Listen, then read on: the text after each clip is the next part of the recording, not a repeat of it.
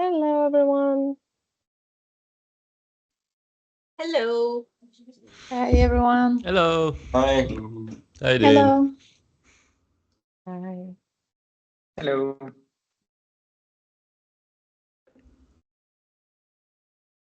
Very nice to see you all here today. Thank you for joining us. I'll start with the well-known introduction of the masters, just to, get us started and to say a couple of words about the chapter 4, Kinesis. I introduce our guests, and then we'll move forward to the students.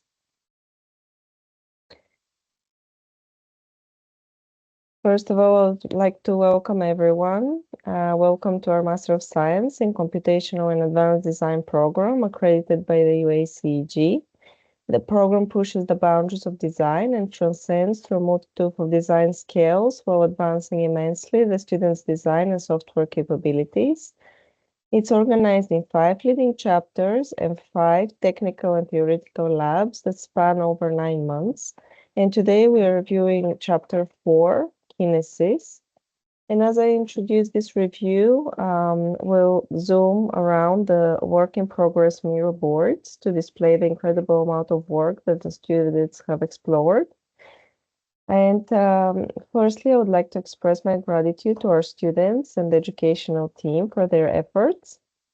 Our core leads, Eva Hefes and Tung Engen, my peers, Svetlana Georgieva and Michael Pryor, and our chapter leads, Pedro Venegas Rodriguez and Zeynep Topal.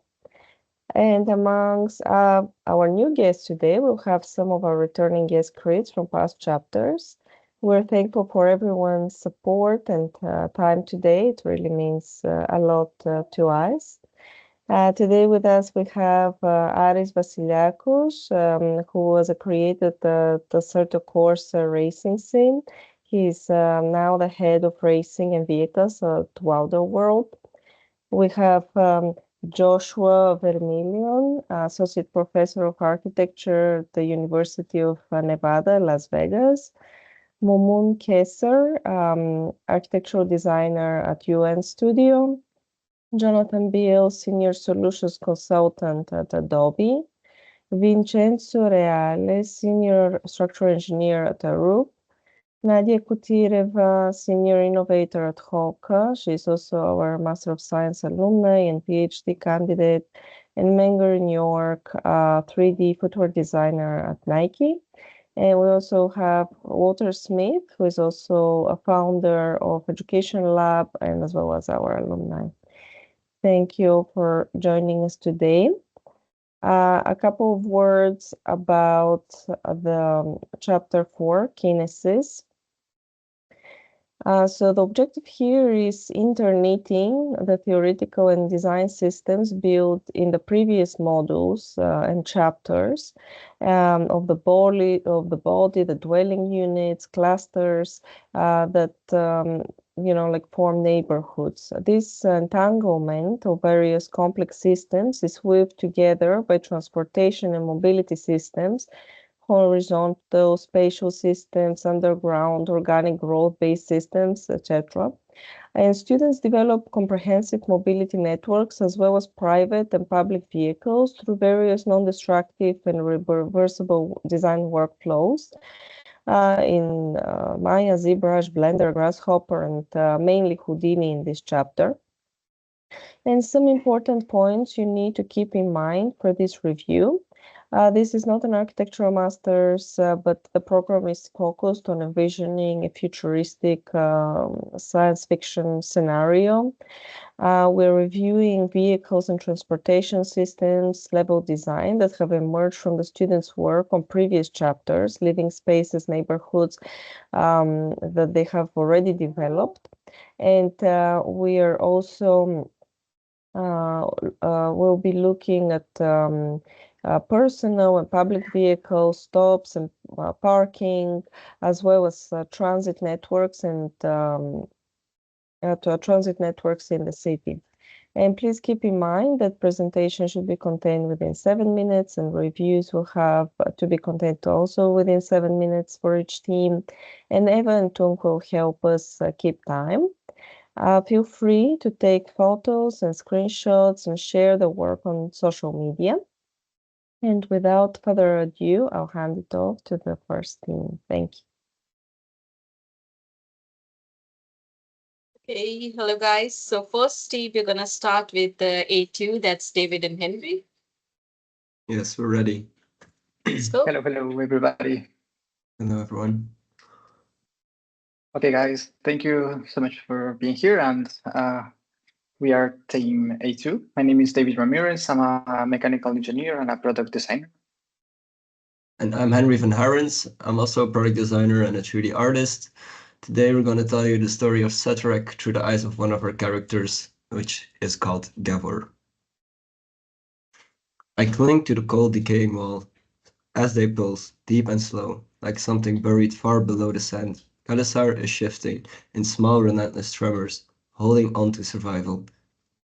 The structures still breathe, but not as they used to do. Their rhythm is slowing, their pulse is weakening.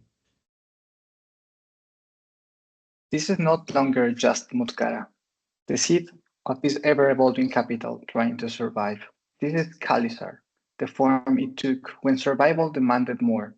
Not a city grew by choice, but one that was forced to adapt, stitched together from fragments, held in motion by need, the last of its kind, the final instinct of a dying world.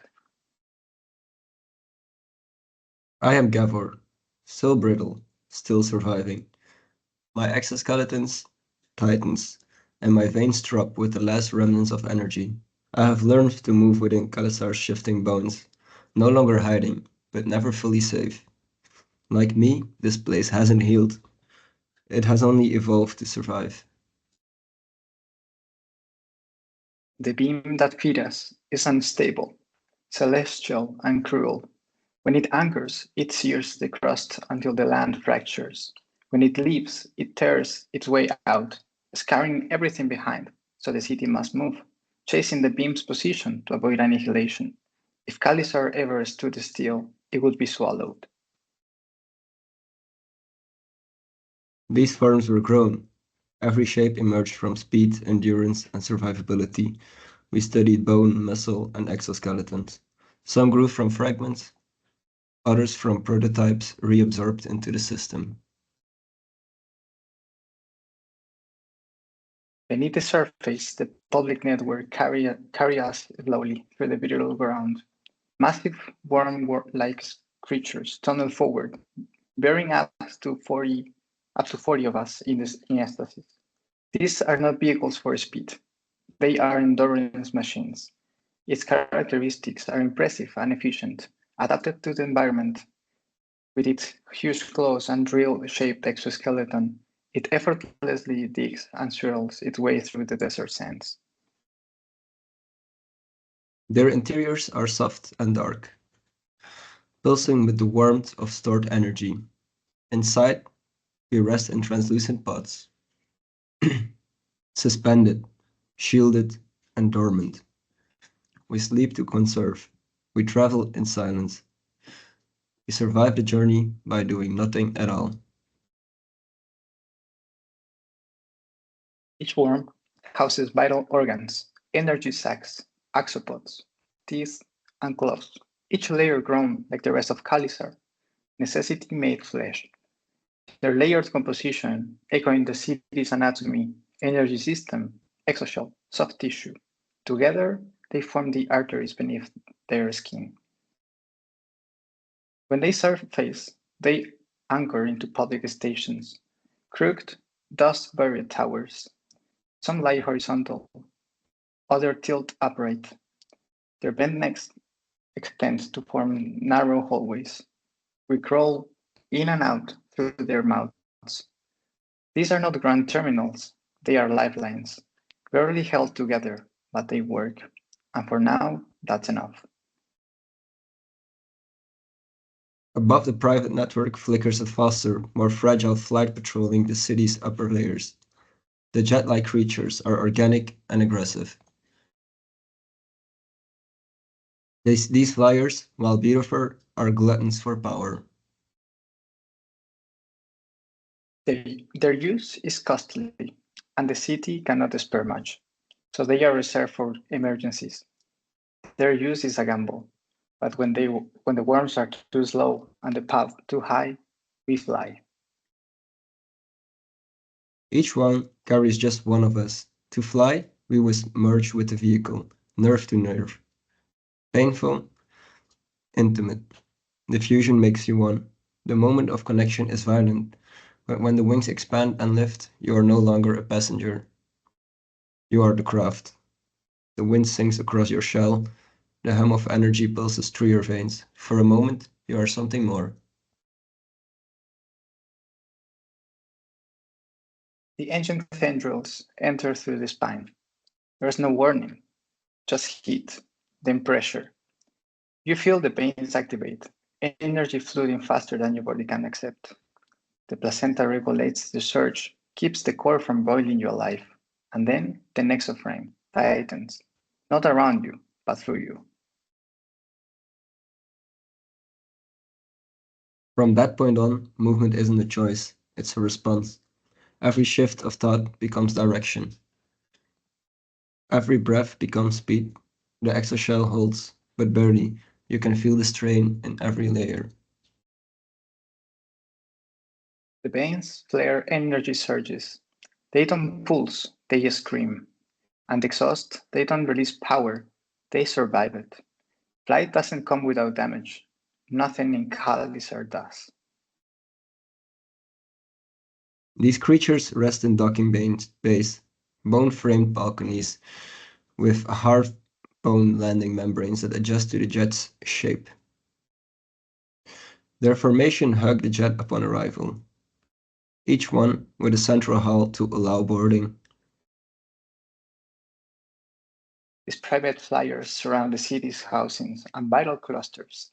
They dart between the stations, carrying messages, emergency supplies, and sometimes even a lone gabber running from one breath of survival to another. But no one flies without consequence.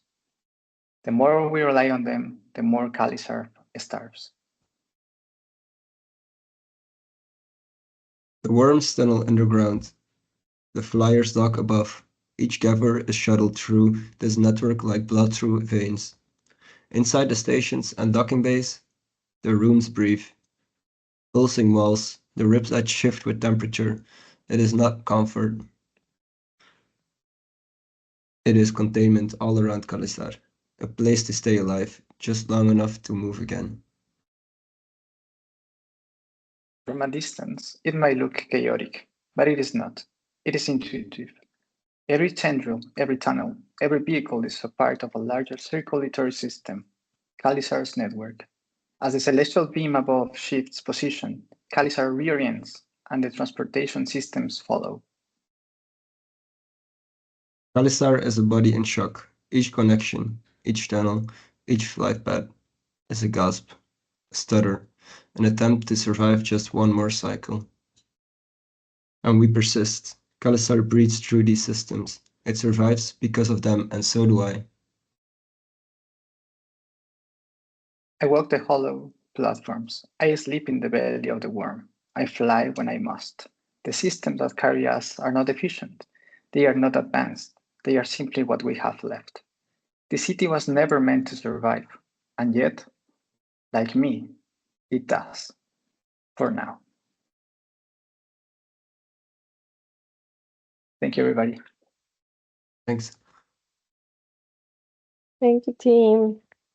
Wonderful progress.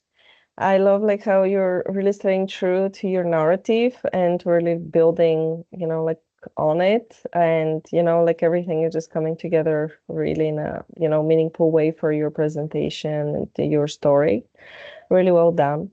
I really loved the first images of the body and how it's encapsulated and how you're talking about the experience, right? Like, and how really like these bodies are being transported, and how you're thinking about the connections and every really like part of the mobility systems that you're creating.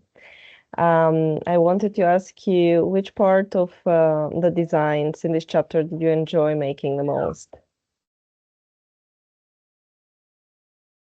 I think I'm going to start.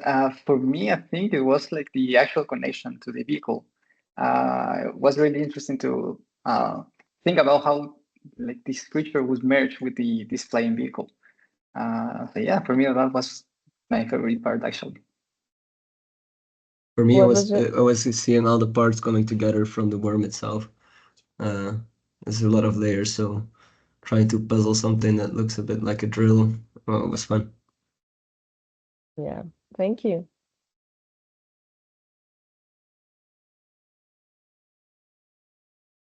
Hey guys, just want to jump in really quick. I'm just like, I think it's a really amazing project, and this is my first time seeing such concept in the like I've been doing this 4 times, and I think a very unique idea, like especially the worm going underground. This group was really hardworking. I cannot imagine if you were the other way around, pulling off all these materials together only explains how hardworking you are. I don't have anything to say, so thank you so much. Really Thank amazing. you. Means a lot Thank coming you, from you. Zainab. You were yeah, it was super helpful. You were super helpful during this chapter. Of We course, learned a I'm lot. glad. I'm glad you had fun. Yeah. I want to comment something. First of all, hello guys. Hey. Really good Hey, work. Pedro. Really good presentation. You. What I like about your work is it's been really consistent from the beginning, and I think that's something to mention. When I was seeing your chapter 1 project, and I was comparing it to the vehicle right now, and it seems to fit perfectly in your whole world, and I think that's a good sign.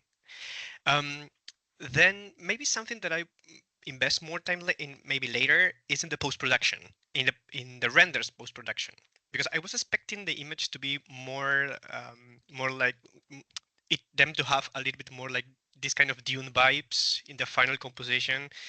So this is something that it may be missing in the post-production, not in the render per se, because it's really well done, it's really well composed. I really like the lighting, the textures are really well done, but maybe try to invest a little bit more in the post-production. Yeah, that image looks super cool. I mean, really well composed. But finally, maybe I was thinking that right now that I'm seeing the final renders, it gave me more the sensation that this belongs more to the StarCraft world rather than to the Dune world. And I think this is a really good sign in terms of design. Really good work, guys. Congratulations. Thank you. Thank you, Pedro. Can I say something really quickly? Sure. This is the first time. First of all, thanks for inviting me. This is the first time I've seen this project. Maybe some others are returning. So I thought it was absolutely fantastic and amazing to sort of hear the story of this sort of world building, and then see how everything sort of works together. It's really integrated in a nice way. And I agree 100% with the last comment as well. Okay, thank you. Yeah, hello guys. Thanks again for the invitation. I will absolutely agree with both Pedro and Joshua on their comments. It really gives the idea of a very harsh environment to stay and survive in, and every single element keeps on augmenting that idea. Particularly like the color palette, which fits with the rest of the world ambient, and very nice details on the bone structures of the craft. So yeah, congrats on that. Thank you. Hello everyone. Thanks for invitation. This is my first time being here and seeing this project. And I quite enjoyed your presentation, like the storytelling wise. You created a whole world by yourselves that fits quite well.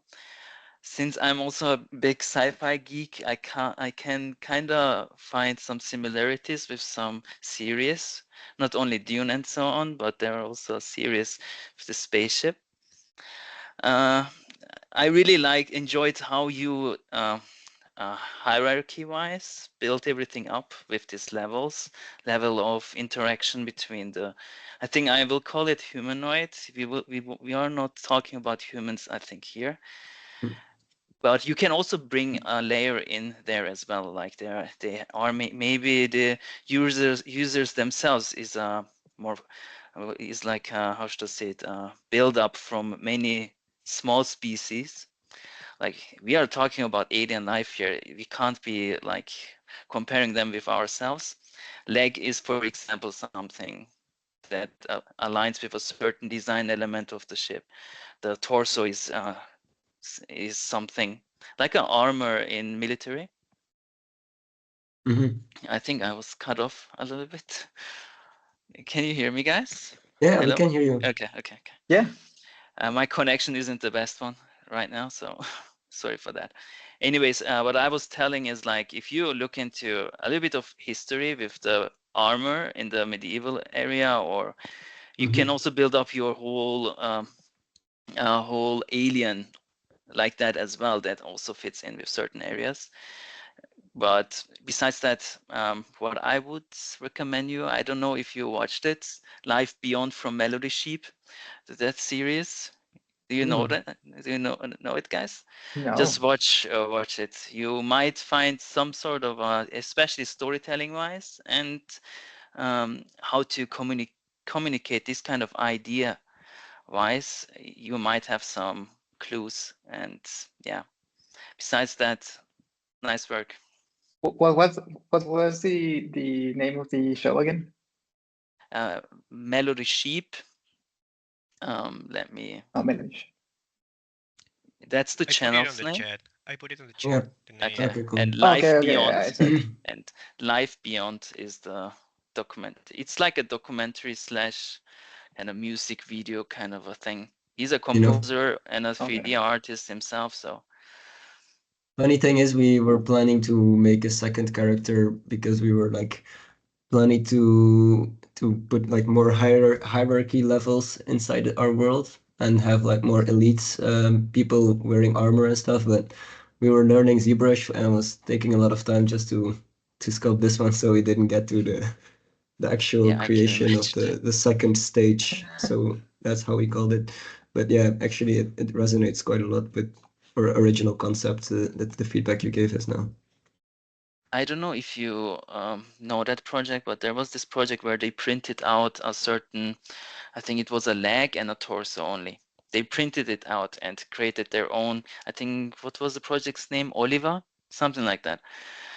And I kind of see this as something similar to that. Like the person that you have now is maybe the biggest one, where everything comes together. And then it starts to go smaller and smaller. And yeah. But thank you. Anyways, that's my side. Hey team, thank you for entertaining us. Harlan here. This diagram that you have right here, the seed diagram, if you just zoom out, this is really great. This caught my eye. I mean, it's such a great job the way you kept the continuity between all the different chapters of the project too. When I look at, I think somebody brought it up earlier, just the raw quantity of work, and you see the continuity that's kept. I think that's a very hard thing to do, especially over something like a project that transcends like a year's worth of time or even months, is to make sure that the style and the fingerprint that you put on at the very beginning like carries all the way through all this. And I think, I mean, on top of that, not just the continuity in terms of timeline, but you have this shell or the seed that you show here. You have this kind of layered dynamic between the carving that's happening on the exterior shell and then even the systems that happen on a layered level underneath. So often, especially in architecture, when you're dealing with kind of different material systems coming together, different layering or paneling, you sometimes lose the continuity between the different layers of how these things line up, whether it's seam line continuity or, texturing.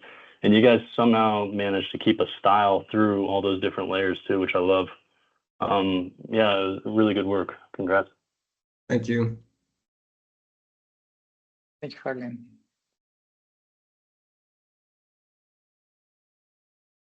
Okay, yeah, thank you guys. And I'd say like a brilliant presentation. You guys had a very good narrative. Like now we can see the entire world coming in from the character to the world to the networks. Everything is so cohesive. You have so much of detail and layers that you are putting in every time each chapter, but it is still so organized and still looks like an organized chaos. It isn't like, something that's being put up, and you are playing with the materials so good. So like really impressive work with nice diagrams, nice visuals. And I totally agree with Pedro. Maybe there is like a bit of post-production that could be added to give, more like a cinematic feels, like, like the way we were talking about your public vehicle when it comes out of the sand, it can have like those sand splashes coming out. I think that is something that can be worked out.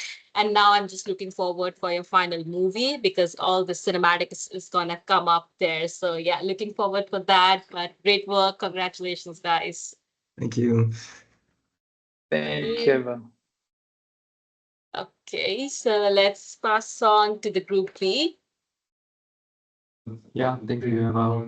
Thank you, team, for the great presentation. We have Heather and Adriana.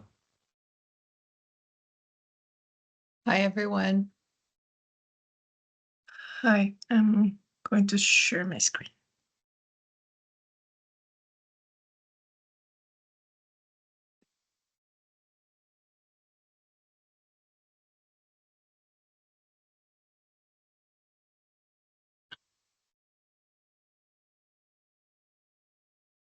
I'm Heather Blakey, a sports product focused industrial designer.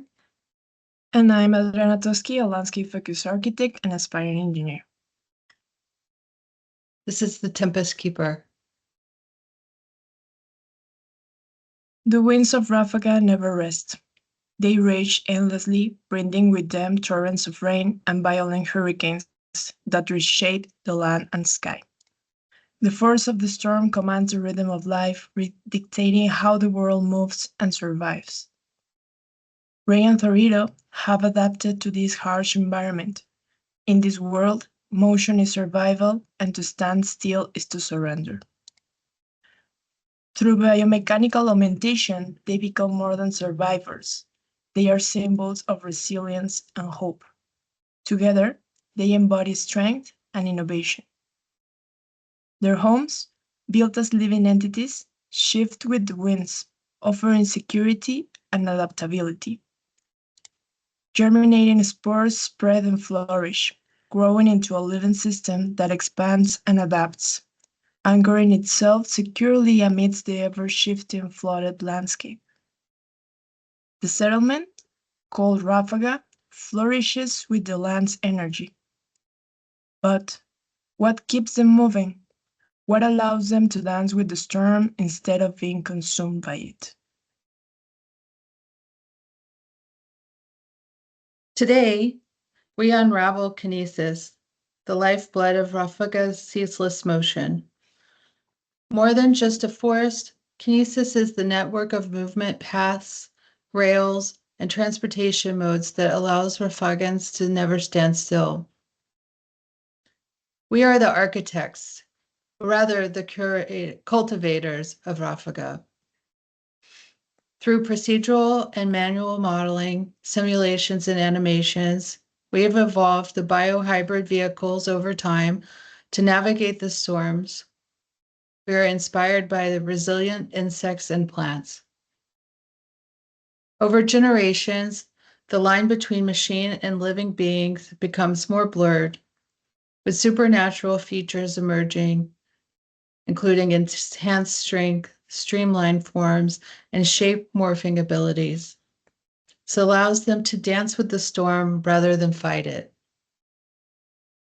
Rafaga's creature vehicles are designed to carry passengers and weave through the restless lands with purpose and speed. The Spirehawk is a creature of biomechanical precision, a hybrid of muscle and mechanism.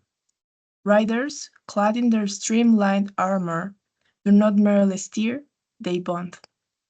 The vehicle responds like a living extension of the self, twisting, diving, spiraling through the sky. With its elongated multi-joint limbs and translucent insectile wings, it does not fight the hurricane. It's readied. Winds that would tear lesser craft apart become a guiding current for spores that travel to far lands to create new amalgamations. But even the most skilled rider cannot defy the storm forever. When the winds scream beyond control, the Spirehawk shifts. Its limbs retract, its wings fold into protective sheets, and it cocoons its rider within a hardened shell. No longer a mouth, now a pod, a seed, carried by the storm until it finds safe harbor.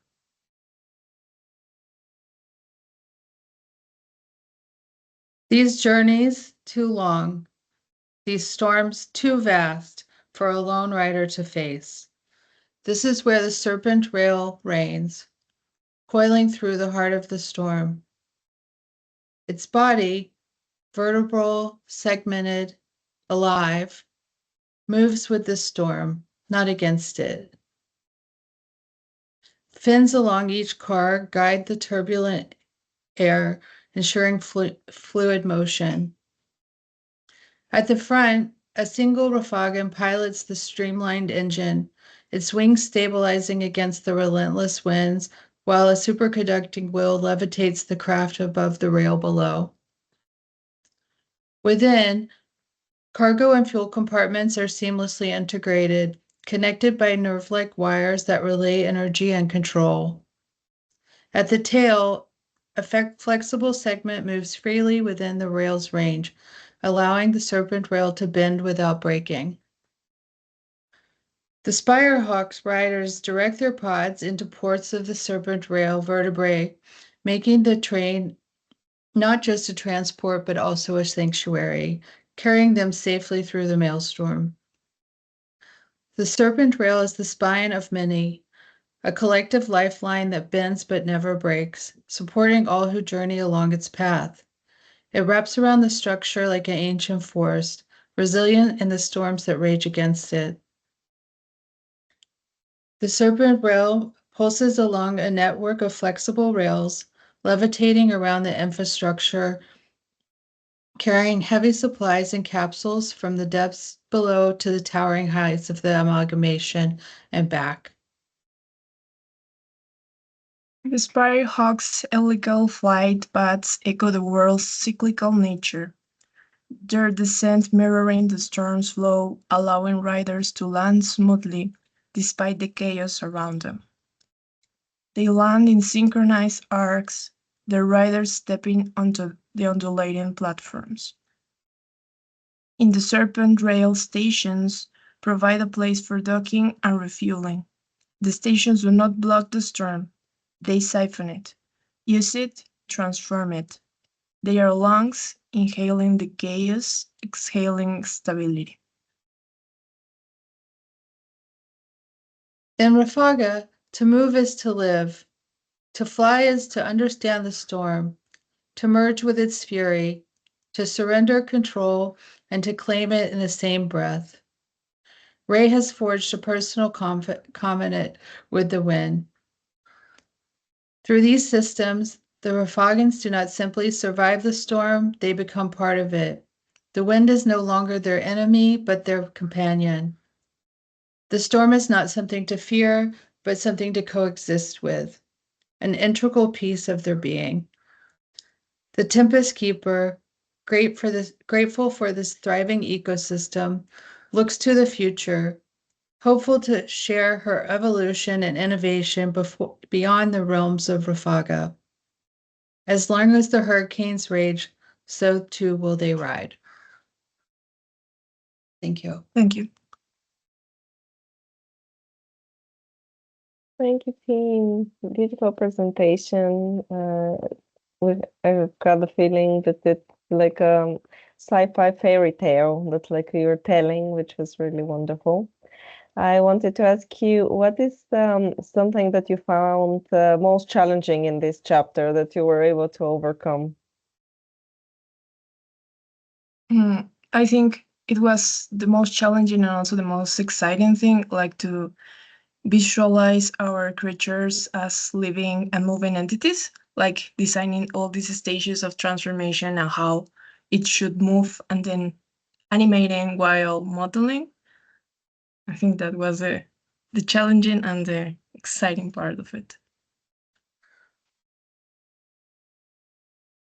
I agree. I think also keeping the biomimicry theme that we had going, keeping that strong was challenging, but also exciting to realize. Thank you.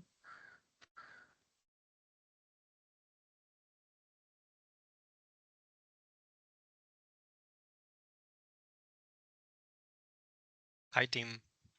Really good work. Hi, Pedro. I really enjoy working with you. I have some comments regarding your work.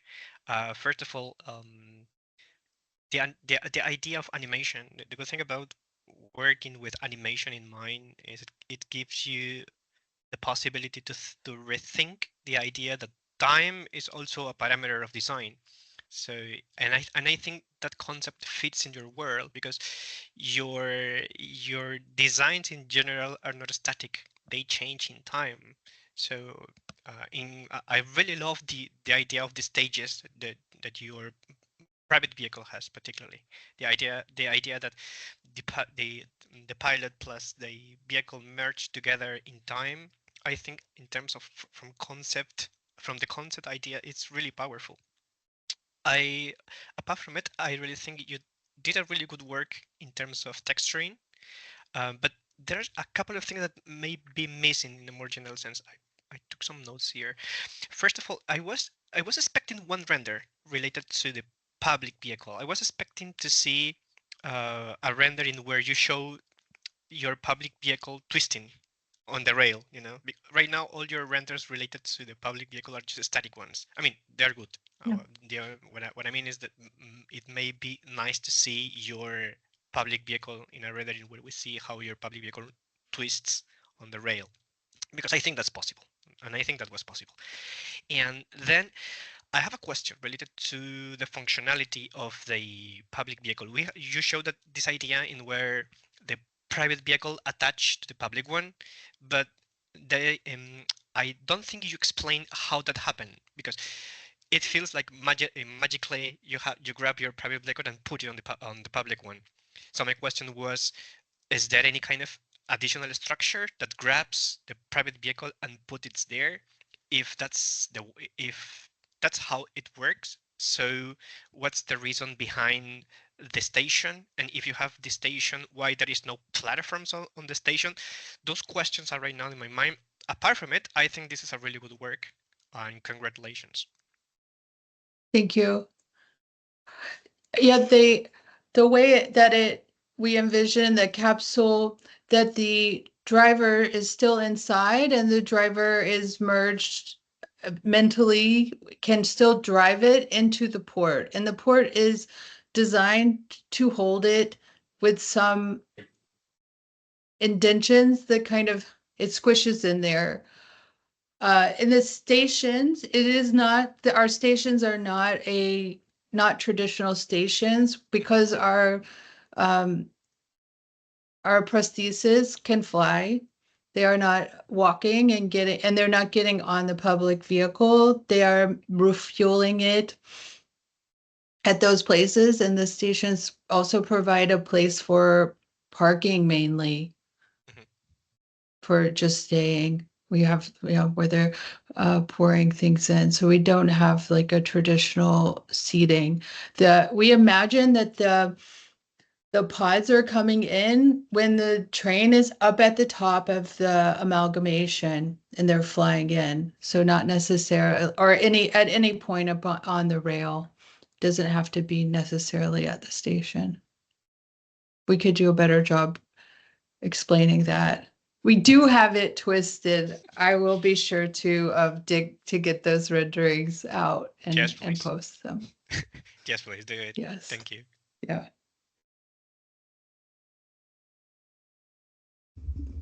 Hey, team. Thank you so much. Amazing. Amazing work. I always love those kinds of presentations here because each team takes us to a completely different environment every single time. It's so inspiring and creative. So congrats again. I particularly like the shape shifting depending on the environmental situations. I loved how it could close to protect the passenger. I also loved a lot the detail in all the small pieces and the texturing and the whole city railing. If I have to give you just one feedback from my a little bit vehicle experience, it seems like the rail is very narrow and only permits one vehicle at a time. So it feels like a one way only going and one vehicle at a time, one train. And for such a big city, I imagine it is, it might be a little bit of a problem that you might want to think in the future. Other than that, amazing job. So congrats. Thank you. That's a really good point. Hey, thank you, Team Tempest Keeper. The work I can definitely tell has a very industrial design background, which I know somebody said that they had that on the team, and that's kind of a nice thing to kind of see the DNA carry into the work, at least on a personal level. I thought Pietro was gonna comment on the same thing that I did about. I'm gonna geek out on you about materiality and a little bit of a criticism to the material mapping and the material quality. Experiment a little bit with how things are from a matte finish to kind of a glossy finish, because right now you're kind of hitting everything with the same specular settings, almost on the bone versus the kind of root structure versus the wing. So everything has that kind of candy coated gloss feeling, and maybe just play around a little bit with how different textures might have different feels too. And I mean, you're even seeing it on the vehicle right there. You could also play around a little bit more with maybe jacking up the displacement map to kind of get the texture to, I like the way that you're using the texture and not having to render a bunch of superfluous geometry. That's a nice way to do things sometimes. But maybe you could actually increase that a little bit too. Good job, guys. Thank you. Thank you. That was going to be my exact comment on that. My whole background is on materiality and finishes, and so that's what I would add to this, is to break up the nuance between the various parts and call attention to it. And then the background images that you have in here are absolutely gorgeous and beautiful, but the detail that you have in those background images don't match the same level of detail that you have in the geometry and the world building. And so it really pulls me out of the viewing experience of seeing that composited over some of those very high detail, very realistic backgrounds. But those are really my main comments here. Everything else is absolutely beautiful. The design language, the design thinking behind this, the world building, having everything come together, and that storytelling in here is absolutely beautiful. And I love how you've orchestrated it all very seamlessly to come together. So huge kudos on that. Thank you. Thank you. So thanks for the presentation, guys. Lastly, I also want to say some comments. You were talking about storms, and this will be in a very stormy environment, right? Did That's I right. understand? Okay. I just want to make sure if the structure itself or the city itself represents the storm or the environment. So since it will be really stormy, I would recommend you to visualize that as well. Like, it should be felt as a, how should I say it, as a spectator who never seen this project. He should be, for me, it looks either it's underwater, or it's some images on the right bottom, or it is it's a fairy tale kind of an environment, and those environments doesn't seem to be harsh. So this harshness of the environment, I would just recommend you to also implement into your visual context. And another thing, I think also some graphics or using aerodynamical aspects of the design language or design workflows, like doing some sort of smoke simulations or using those kind of ideas to mimic the design a little bit more into the stormy area would be nice, because if you look into nature, like a plant who is constantly under wind exposure will form itself completely differently than another plant who is in a very sunny environment. So take that also in consideration in your design process. But overall, extremely beautiful project, and thanks for the presentation. Thank you. Yes, our inspiration for the way that our city grows is from a plant on a very windy cliff over the ocean. So yeah, we can. So that last comment was almost exactly what I was going to say. In that, it's like, I think it's an interesting question. Well, how do you begin to show weather? How do you render something like that? And that I think would help a lot with strengthening what you're saying, which is the form is a sort of response that can evolve with change in weather. So anyway, it's just I don't have anything else to add. But again, beautiful work. Thank you. Thank you. Hello, Thank team. you. I also want to add some small stuff. I agree with all the comments, especially about the railing. I remember you had a consistent railing. So when you have this sort of warm sort of idea, I think it would be really nice to present it with the rail. For me, that is a bit missing, but overall, I really love the materials, really love the color combinations, especially this render.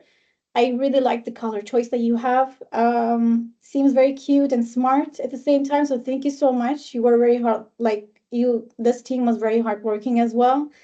You always tried new things, rather than just pulling the red flag but it's really great to see how everything came together. Such a beautiful project. Thank you. Thank you. Thank you, and to Pedro so much for your help. Really appreciate it. You're welcome. Thank you, team, for the work. I think all the comments are very useful, and we're looking forward to seeing that world alive in the final presentation. Thank you. Thank you, Tom. Thank you so much, Tom. And we're hanging over to Group A. Yeah, thank you, Tom. Thank you, team, for the wonderful work. So let's be going to A1 with Lisa, K, and Emric.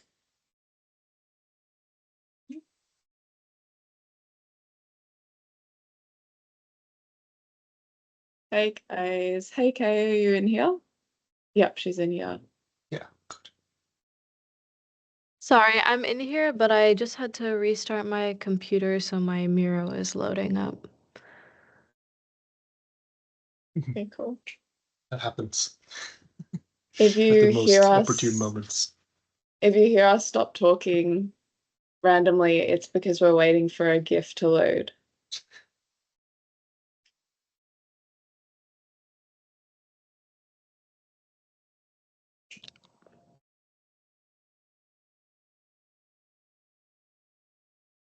Might as well introduce some elevator music when it crashes.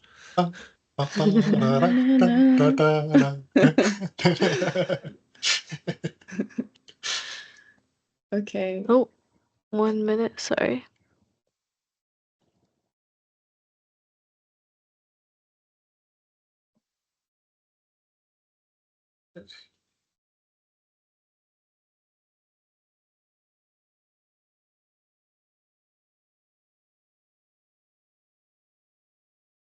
Just give us the all clear. Looks good, I think. Yeah. Am I presenting? Yep. Yep, you're good. Were you joined? Yeah. Yeah. Okay. Hey guys. My name's Lisa. I'm a 3D artist and designer from Australia. I'm Eirik.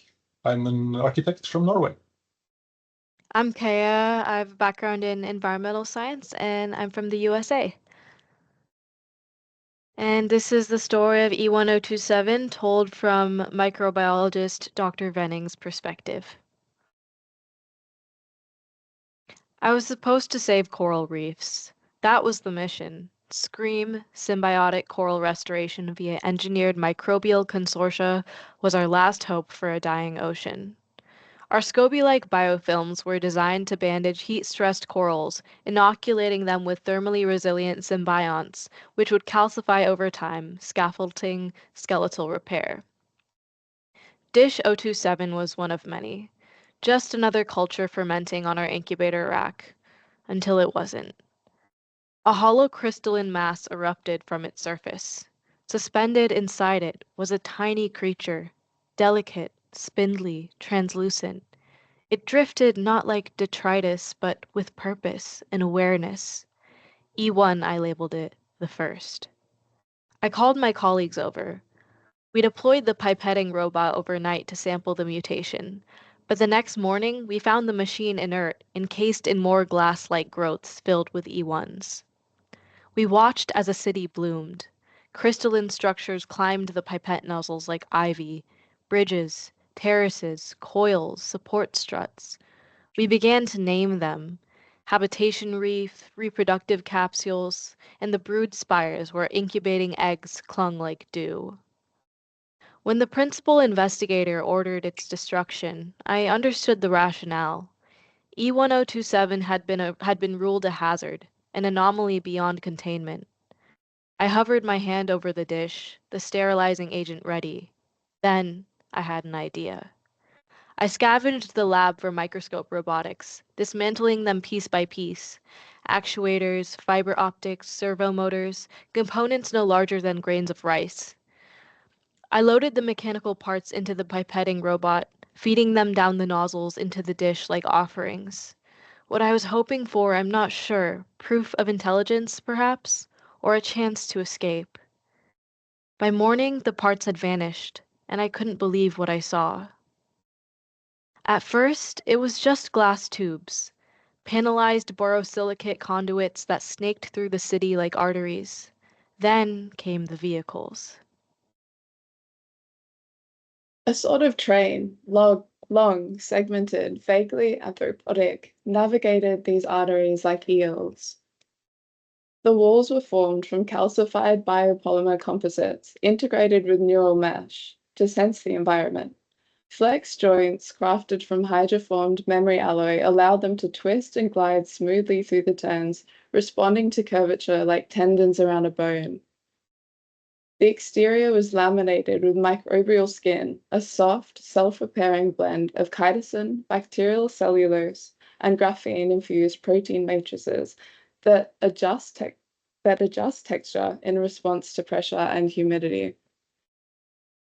As the vehicles evolved, so did their function. The SCOBY microbes began modifying the dermal gene expression, thickening the skin and generating a dorsal fin-like structure.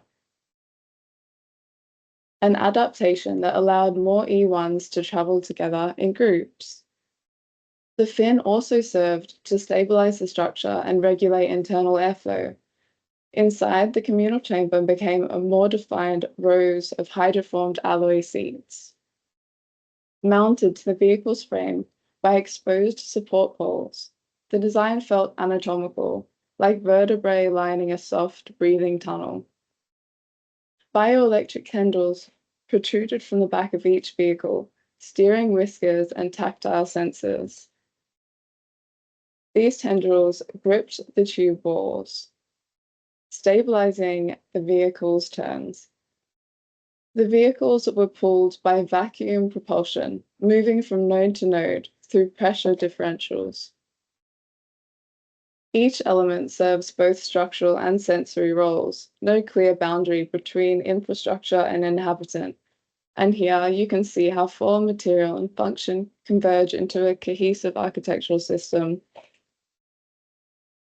At major destinations, spherical docking stations emerged.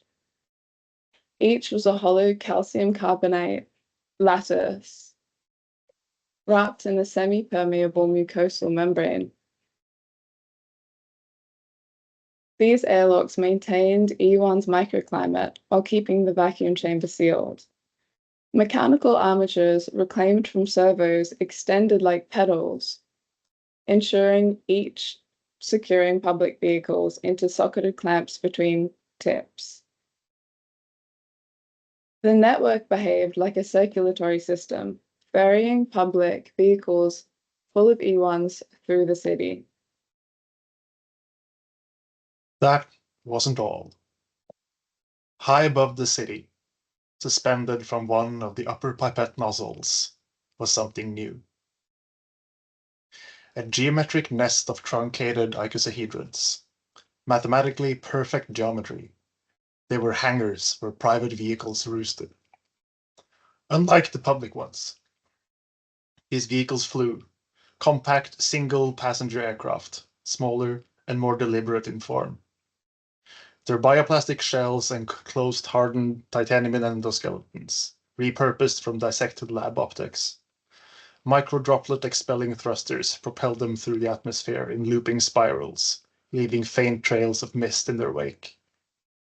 Each bore 5 articulated limbs, perfectly suited to manipulate their environment. Beneath the chassis, a ventral rib cage of hinge alloy struts opened and closed like fingers, cradling E1 eggs bound in soft, viscous SCOBY jelly. Inside, a seat formed of the same jelly molded itself perfectly to the operator's form, suspending them in a breathable matrix and insulating their body from vibration, inertia, and the sharp shifts of altitude. The spiraling flight paths were only visible through the haze that was left behind by the contrails of microdroplet mist. There were 2 distinct looping routes, one for each city district. The vehicle began inside the hangar, where hexagonal docks latched the vehicles in place, and charging them by induction between journeys. From there, they descended to the reproducive capsules, collecting freshly laid eggs, then rose to the brood spire peaks to deposit them for incubation.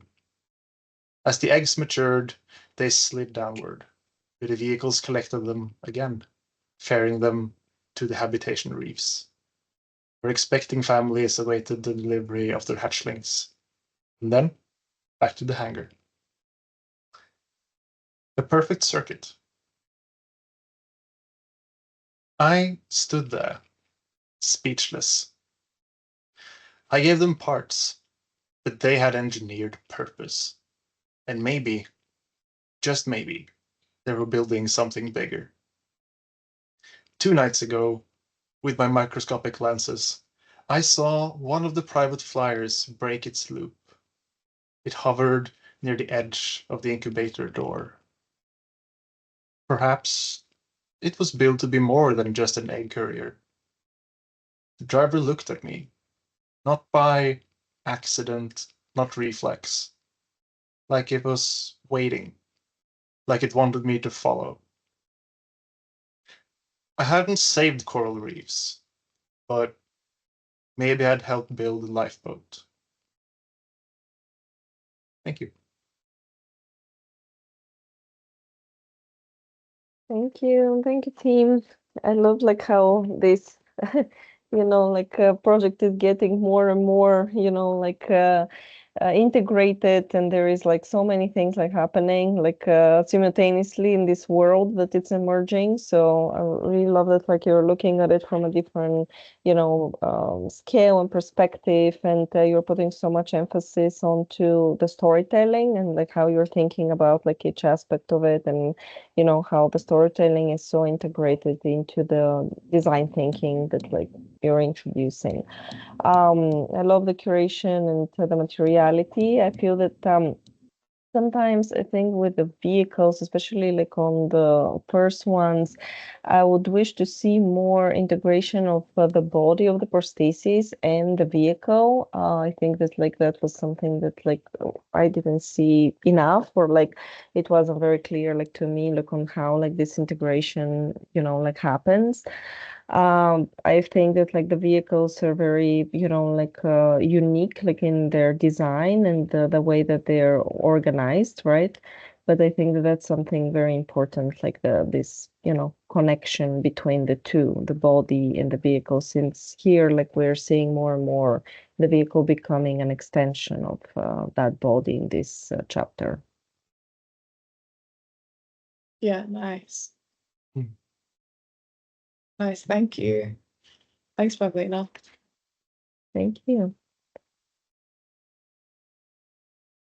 Do you have any images that you can show this integration, especially on the private one? On the private one, yeah. Oh yeah, We've got him in here, right? Yeah, but the exploded diagram and the occupancy diagram also show it. Yeah. Yeah. So he goes in here. This one. No, I meant the public, sorry, like the first vehicle that you showed. The public. Yeah, so I probably didn't stay on it long enough, but so there's like lots of them in here. Yes. That are sitting in these seats. Yes, Need to zoom okay. in a bit more. Yes, definitely. See, and- that's why like this is very important, like for us to be able to see like how these are deployed and yeah, like this aspect of it. But yeah, now we can see it. Yes, thank you so much. That's okay. The public vehicle's huge, hey, so they're like wee tiny. Yeah, exactly. Like the scale also, it's important, and that's like how we grasp it. Yeah, definitely.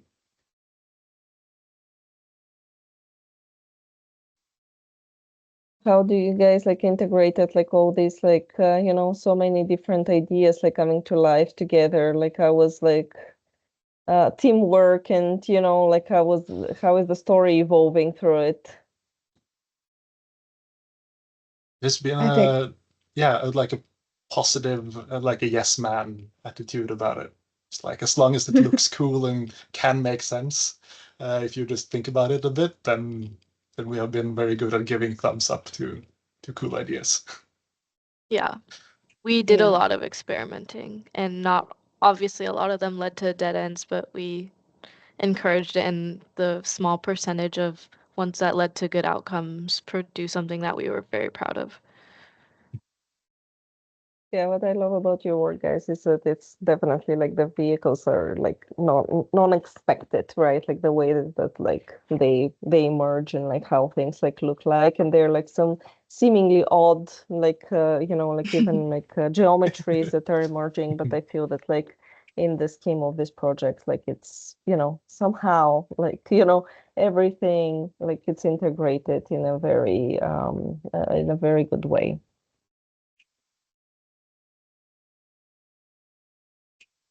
Yeah, thank you, team, for such an entertaining story. I think whenever you see us.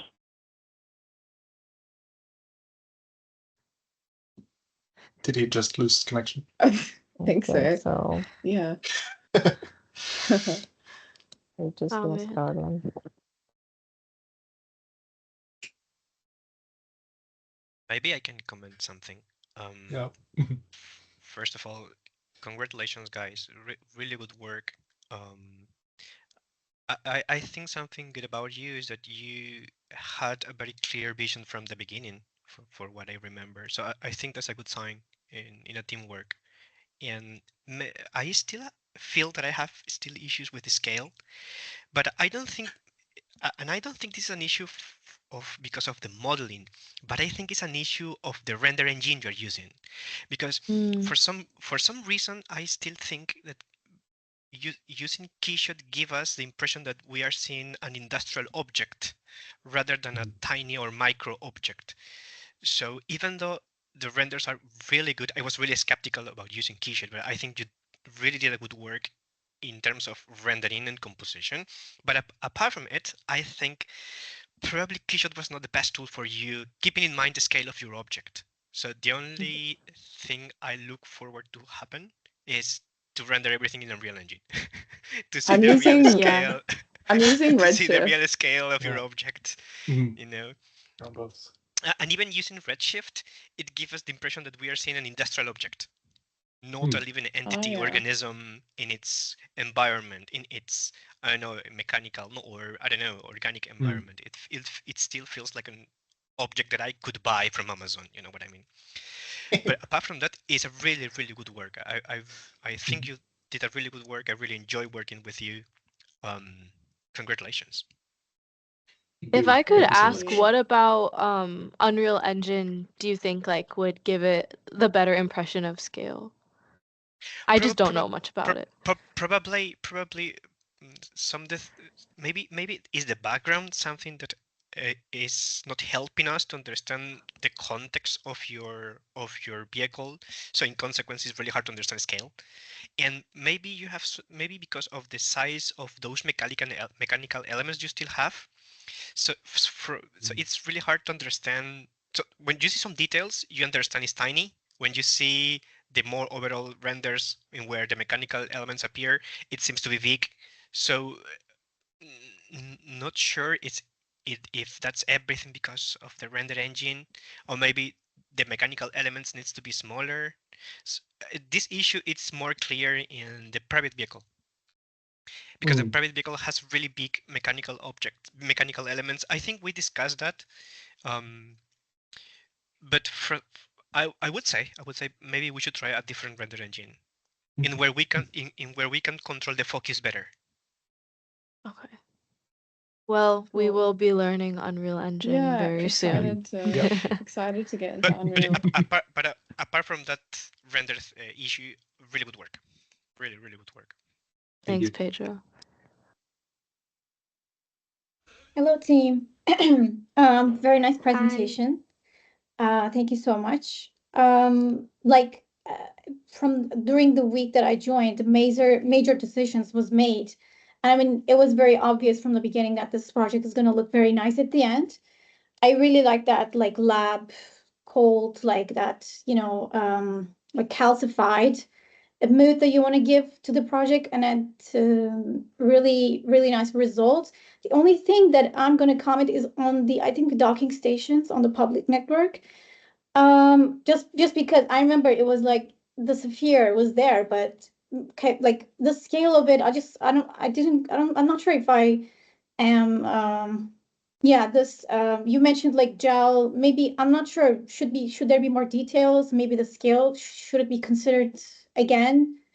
Or maybe the key shot wasn't the best for this docking station visualization, I'm not sure, but it's just this one only that I have that I feel like you need to know it a little bit more. Redshift. Yeah. I see, yeah. I don't know. Maybe like instead of making it like a whole fixed sphere, I don't know, should there be like more organic details on the silhouette? I'm not sure, but that's the only thing that caught my eye. But overall, like, very nice job. You were also very hardworking. Each of the members knew what they need to focus on, so I think you pulled it off very nicely. Thank you so much. Thank you. Thanks, Anya. Thank you. Yeah, thank you. I think that was like one of the weeks we made the most progress, and it was definitely thanks to your guidance. So really appreciate that. My pleasure.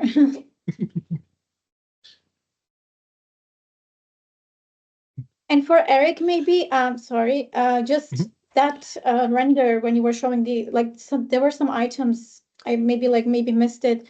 They were exhausting from the back. Maybe the background of it should be a bit more dark when you're showing such details. I'm not sure. Maybe there should be like a fall off. Yeah, it could be. Yeah, the only thing that is that, but and again, also the docking station details, that coloring, I really love it. Very nice job.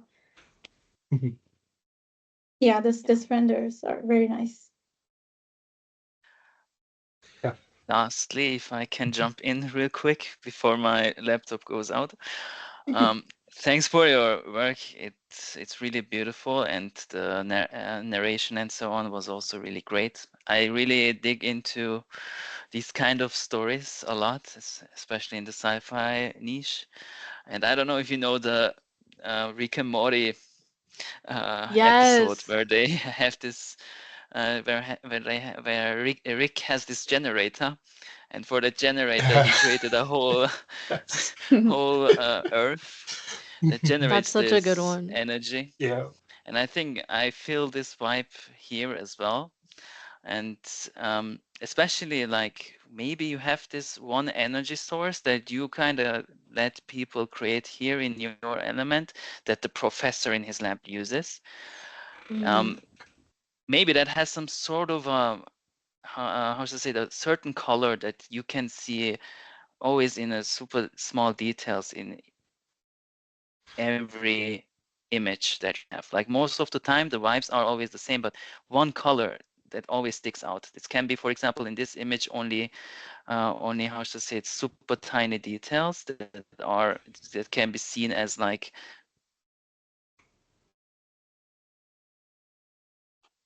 Okay, I'm back. Yep, that's right. Can you hear me? Yeah. Yeah. Awesome. But I don't know when it cut me off. But what I mean is like you can have like this some sort of, for example, splashes of this energy on certain areas on this public vehicle, and on the private vehicle you have a certain string that is with this color. I don't know. Just one color can be one string of the whole story that kind of binds everything together. Like in this Rick and Morty episode, is this only this one energy source, and that's that might also help with the way to, how should I say it, you construct your story or your storyboard, and also the storytelling wise that might help you also a lot, especially visually. But yeah, thanks again for the presentation and very nice work. Thank you so much.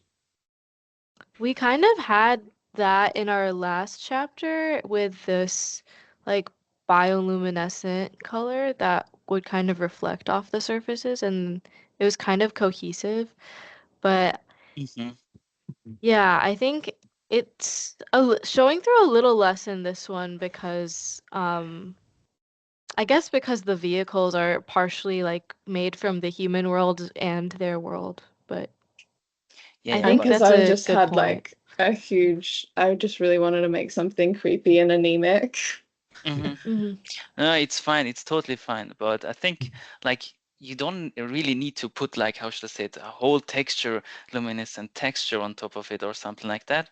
I don't mean that, but for example, some splashes or something, like some small details that you still see this one color that kind of resembles, hey, that is something that has to do with this. And yeah.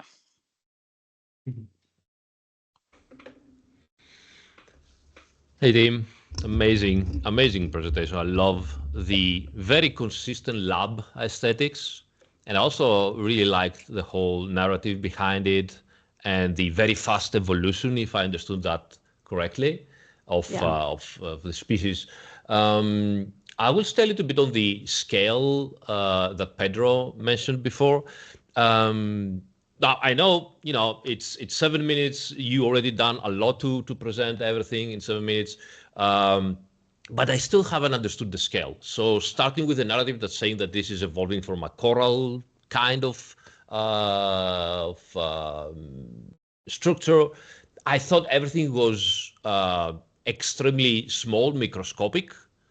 And then somewhere towards the end of the presentation, you showed a render with the scientists looking at the whole structure, and it seemed gigantic. So I'm not so sure what is going on with the scale. I will not say that it's a problem of the rendering engine, because I'm not so expert on that. But I am a little bit confused. So I don't know what is going on. Is it really big or is it small? It is Yeah, microscopic, you're exactly. right. So it is in a petri dish. This little render on the side is actually just like a little detail thing to decorate the corner. It's like purely ornamental, but has no relation to this render. So yeah, everything is microscopic, which is why I think like the scale is a little bit hard to articulate sometimes, because we're not in like any type of like real physical world, or there's nothing like to use as much of a reference because we're basically making all this stuff up. But yeah, it is kind of a challenging thing. Hopefully Unreal Engine will help, and next chapter when we can have it kind of amongst some more real world things to just give a better understanding of the scale. Got it now. Beautiful. I'll say one thing only. If this is evolving so fast, it's wonderful because it leaves me, with the excitement and will to see what is going to happen tomorrow. So that's a very nice thing on your narrative. I love it. Yeah, definitely. Thank you. Well, you should stick around for chapter 5 because it's probably gonna get pretty crazy. We have ideas of where the other amalgamations will pop up.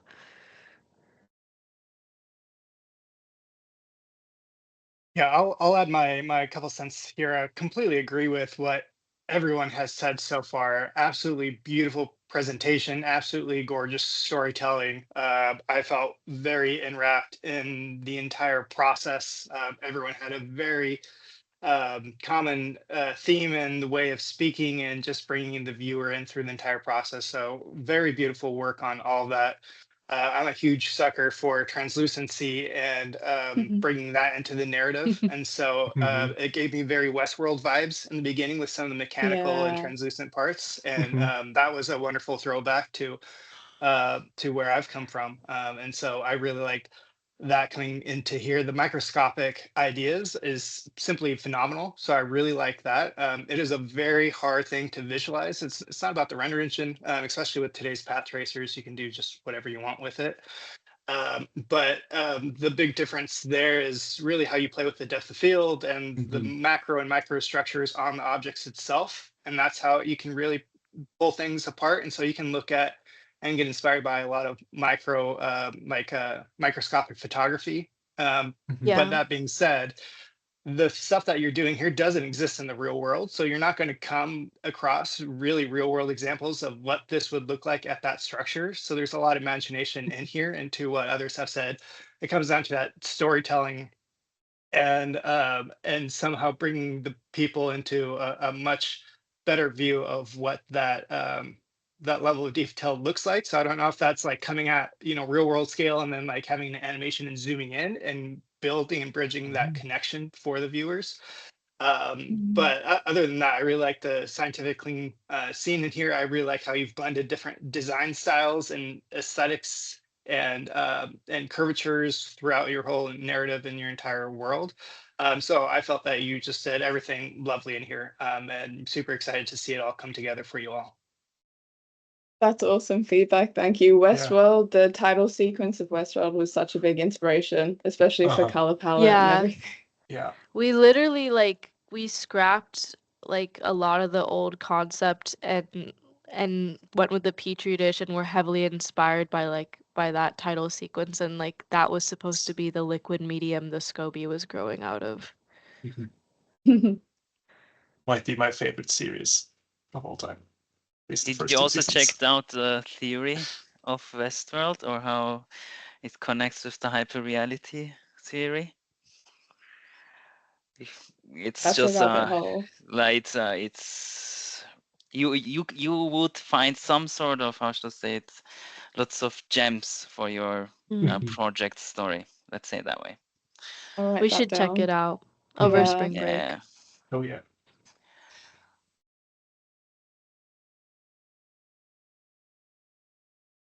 Hey team, super happy with the presentation. So aesthetic, and you guys have been creative from the very starting. Like I'm really happy you took the soft organic style for your vehicles, which is like very standing out from the amalgamation. It's not really blending in with the organic style that you chosen.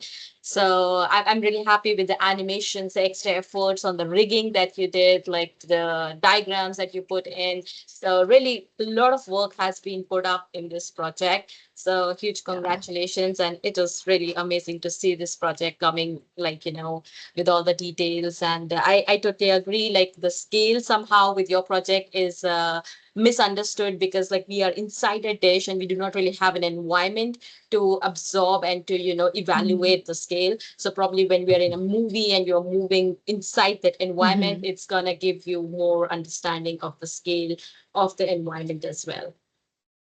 Absolutely. Yeah, for Yeah. sure. But perfect, like really, really nice color choices that you have and really nice aesthetics for the overall layout and the board. So amazing presentation. Thank you. Thanks, Ava. Thank you so Thank much you, for your help. Ava. Thank you. Thank you. So let's keep it moving with the next team. That's April. Voila.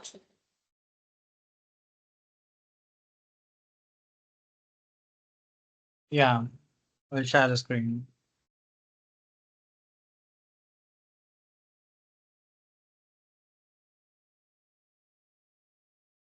So you can see my screen, right?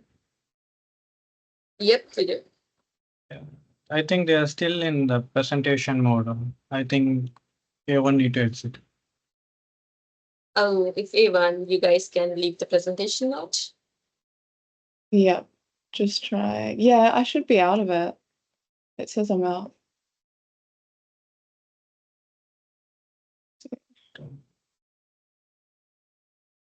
Yeah, okay.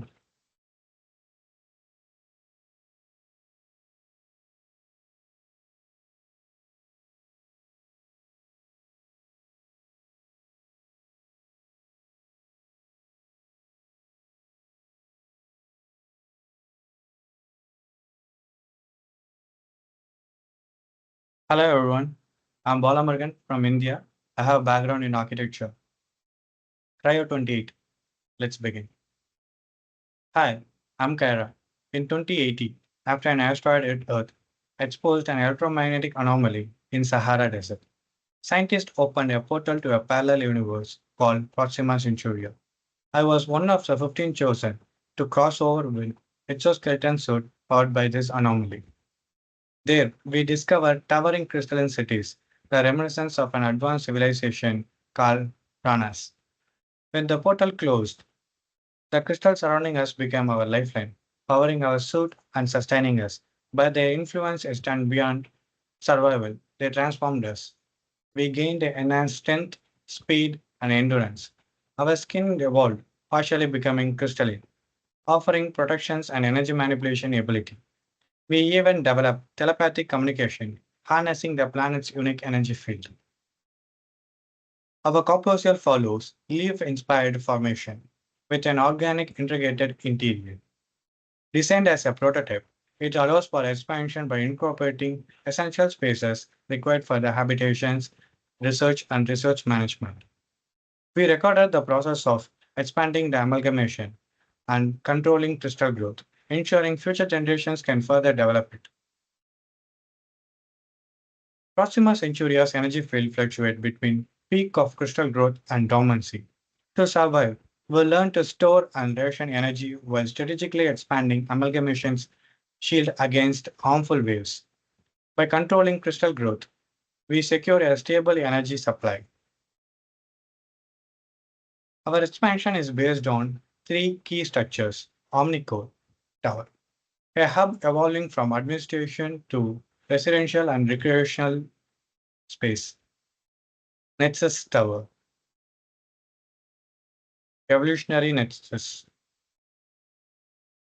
Ground Cluster, designed for governance, breeding, storage, recreation, dwelling, and our public space. The first three symbolize resilience. Crystal worship connects us to cosmic energy, and the experiment center fostered collaborations. Though we can fly a short distance, amalgamation's expansions make long distance travel insufficient. Inspired by Proxima Centauri's architecture, we designed two vehicles, a private one for explorers and public one for residents. We developed the Zion C1 for explorers like myself to study crystal type and the energy capabilities. It also helps locate areas for amalgamation, expansions, and crystal harvesting zone. Zion C1 can handle all terrain due to its unique monowheel system. A rear direction thruster controls allows quick, precise maneuvering through challenging landscape. To support the research, we equipped the Zion C1 with a wing-like extension to store and transport crystal samples. Zion C1 has multiple interconnected components. Tentacle 1 detects and indicates crystal energy within the monowheel, ensuring smooth power flow. Tentacle 2 indicates engine status, turning it on and off. At the center of the monowheel, a crystal holder is responsible for 65% of energy movement. Distribution energy efficiently to different part of the bike. The internal motor rotation determines the directions of the vehicle, making navigation effortless. The body features a dynamic surface pattern that evolves over time. The more intricate the pattern, the older the vehicle, signaling when it nears the end of the functionalities. Originally designed for explorers, the Xeron C1 success led to adaptation by residents as a preferred transport medium. Here is a 360-degree view of Xeron C1.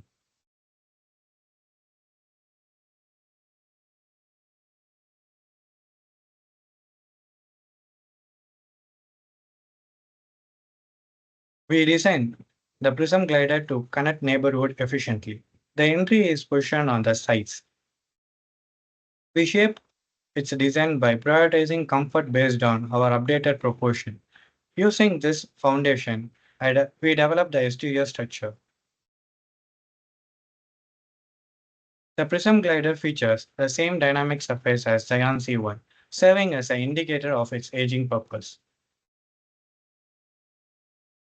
We designed the outer skin to shield passengers from electromagnetic wave, which affects some of our people. For smooth movement, the vehicle has two front thrusters, maintaining levitations from the ground. The rear sensor system guides the vehicle, keeping it on track. For secure access, the Prism glider has a sliding door. The windows are shielded with an energy-resistant coating to prevent from energy leakage. Clear crystal windows have energy patterns. The larger the pattern, the stronger the protections against harmful energy waves. We designed the interior to enhance functionalities. The controller seat is positioned slightly lower, creating a separation between the controller and the passenger. A holographic display provides real-time visualizations of upcoming stops, aiding entry and exit. The interior of the Prism glider is seamlessly merges with the exterior.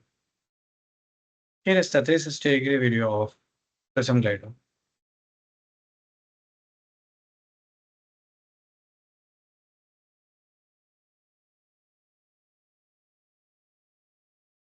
We have three distinct networks: public, private, and sub-private. Each network is separated based on functions and connectivity requirement. Public network connects to all three towers and a common intersection near the recreational cluster, allowing passengers to travel effortlessly between zones. Private network connects to all the residential and recreational clusters, ensuring secure and restricted access. Sub-private network operates within the residential clusters. We position the private and public docking station near key nodes within the amalgamation, ensuring they are strategically integrated into their respective network. At the end of the day, public vehicles dock at their designated station. However, as private vehicles have become increasingly popular, the demand for parking space has grown. To solve this, we designed an expandable vertical docking system. When we enter the private docking station and position our private vehicle in its allocated area, a robotic arm then grabs our vehicle and securely attaches it vertically to the wall using a specialized attaching gadget, ensuring stable connection between our private vehicle and docking station. Our journey from Earth to Proxima Centauri was not just relocation, it was transformation. We have evolved alongside this planet, integrating its energy into our very being. As we continue to build, expand, and innovate, We carry with us the lesson of adaptation, unity, and limitless possibility. This is our home. This is our future. Thank you. Thank you, Bala. Really fun presentation to see like all the assets being created. Thank you so much for sharing. I enjoyed a lot, like you know, like I think you did a really beautiful work, like with really zooming in and showing us a lot of the details of you know, like the work that you've done. And I really enjoyed like where you were showing the docking station and how really everything comes together, how it works.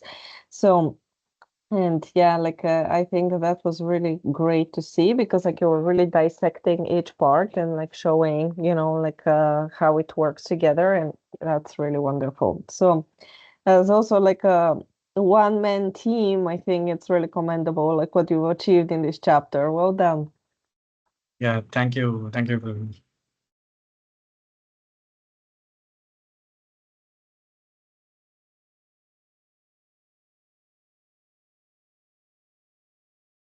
Hi, Bala. Hi. I was about to mention what Pablina said. Keeping in mind that you are working alone, I think the amount of work that I'm seeing here is insanely good in a way. So congratulations for that.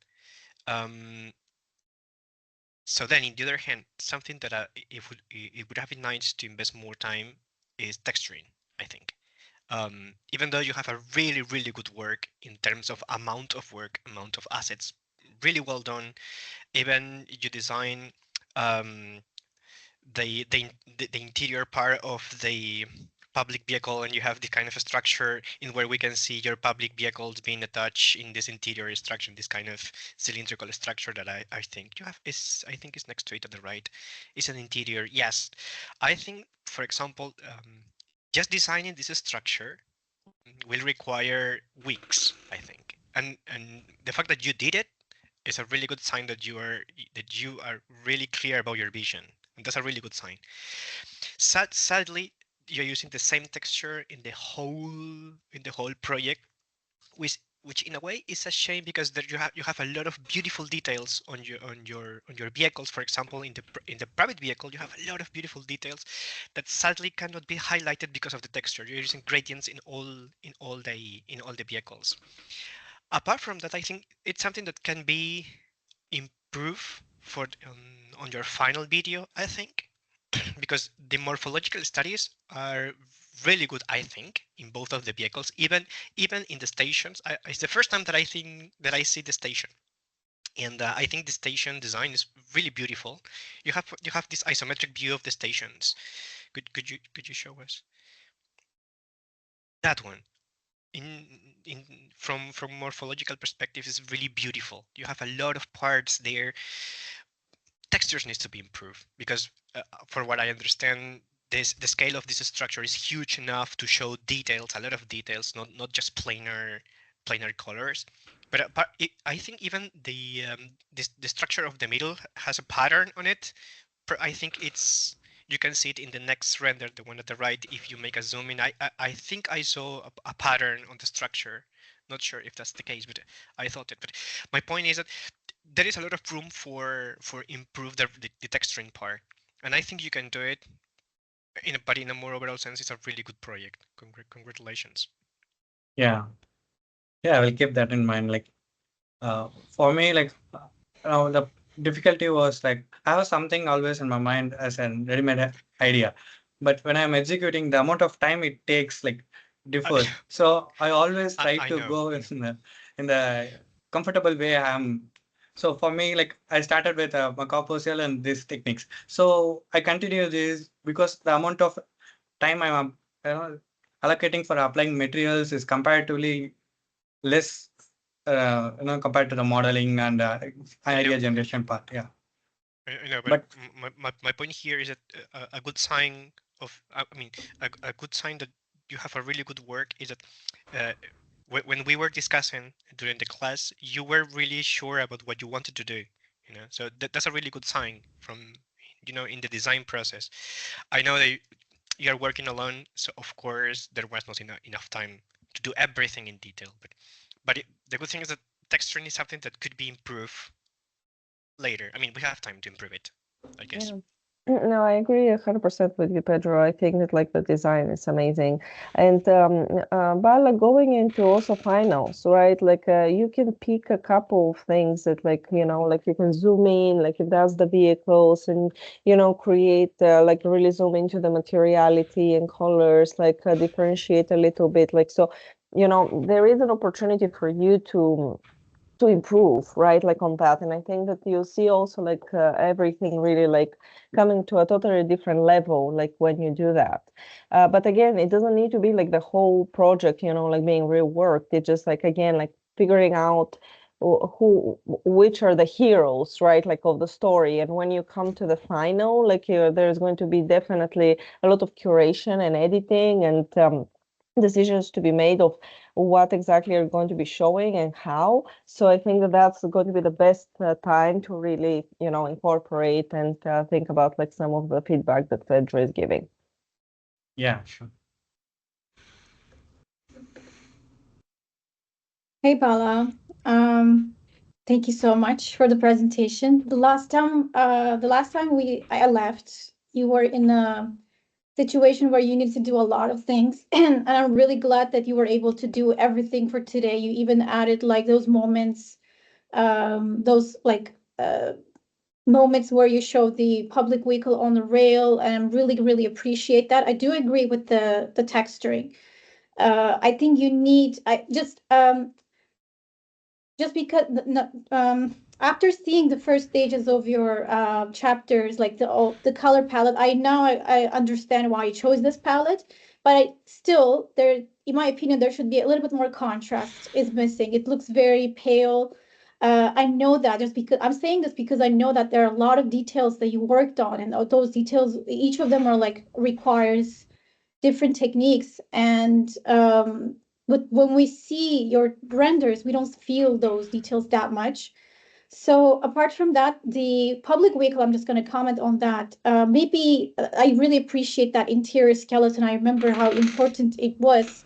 You didn't just solve it just like a flat surface, but you actually solved a nice plan inside, which in my opinion should be a bit more, I don't know, like the material choice should be something else instead of this, because everything looks very similar, and overall figure, I see that you were able to capture that flow that we were talking about. The only thing that is that those noise patterns on the glass or on the openings should be aligned, in my opinion, with the overall flow. They're just like cutting the designs. But I really love the docking station. Like you did an amazing job. And I remember like you had these moments on the private vehicle where you were just pulling out some drones out, or I forgot the, like it would be really cool if we were able to see those animated. But even if you weren't able to do that, it's just more than enough for today. By really, congratulations. Yeah, thank you. Like, yeah, for sure. For next time, I'll think I need to spend a lot of time on material. I think I won't repeat this mistake for next time. Yeah. Oh, also for Yeah, the network not the network render, like I understand the color palettes, but maybe darken the environment a bit so that those colors like won't overcome each other somehow, because it's very similar. We've chosen like a yellow like particle color. It's very similar to the background. Maybe like you could have like maybe like a night scene or something would make much more sense. Yeah. But again, I really appreciate your efforts. Yeah, thank you, Dr. Thank you. Hey, Bala, just going to jump in really quick based on the last two comments, too. I don't know if you've seen it. There was a movie back in the 1980s. It was James Cameron's Abyss. There was a scene at the end where the underwater creatures come up in this giant floating ship, and they have this kind of mother of pearl, this pink mother of pearl that you are capturing in all your materials. Go check the movie out, because you'll see how they do kind of a layering through all the speculative materials. Now, I think they did this by hand, too. This was actually a handmade model that they used for the movie. But it's a way of kind of taking in the last two comments, kind of enhance the contrast, but also to look at how you can maybe increase the, you know, the texture of the material a little bit more too. Yeah, sure. Yeah, I will take that as a reference, and yeah, I will work on it.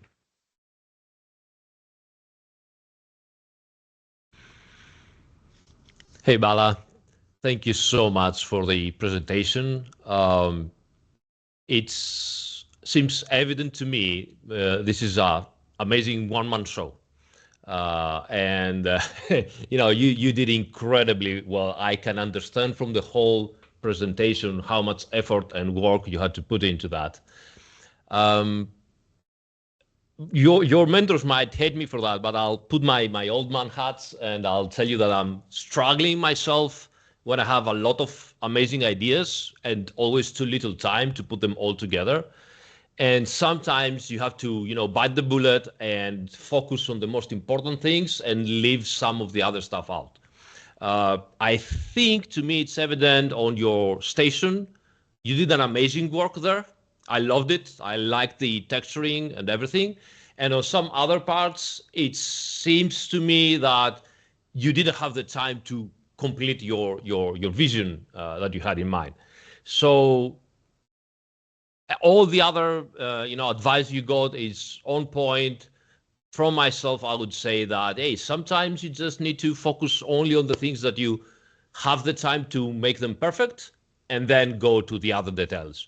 Here, I can see sometimes the struggle to put as much of your amazing ideas in, but you didn't have the time and workflow and the workforce behind you. You know, you were alone on that. So again, big congrats, because it takes massive effort.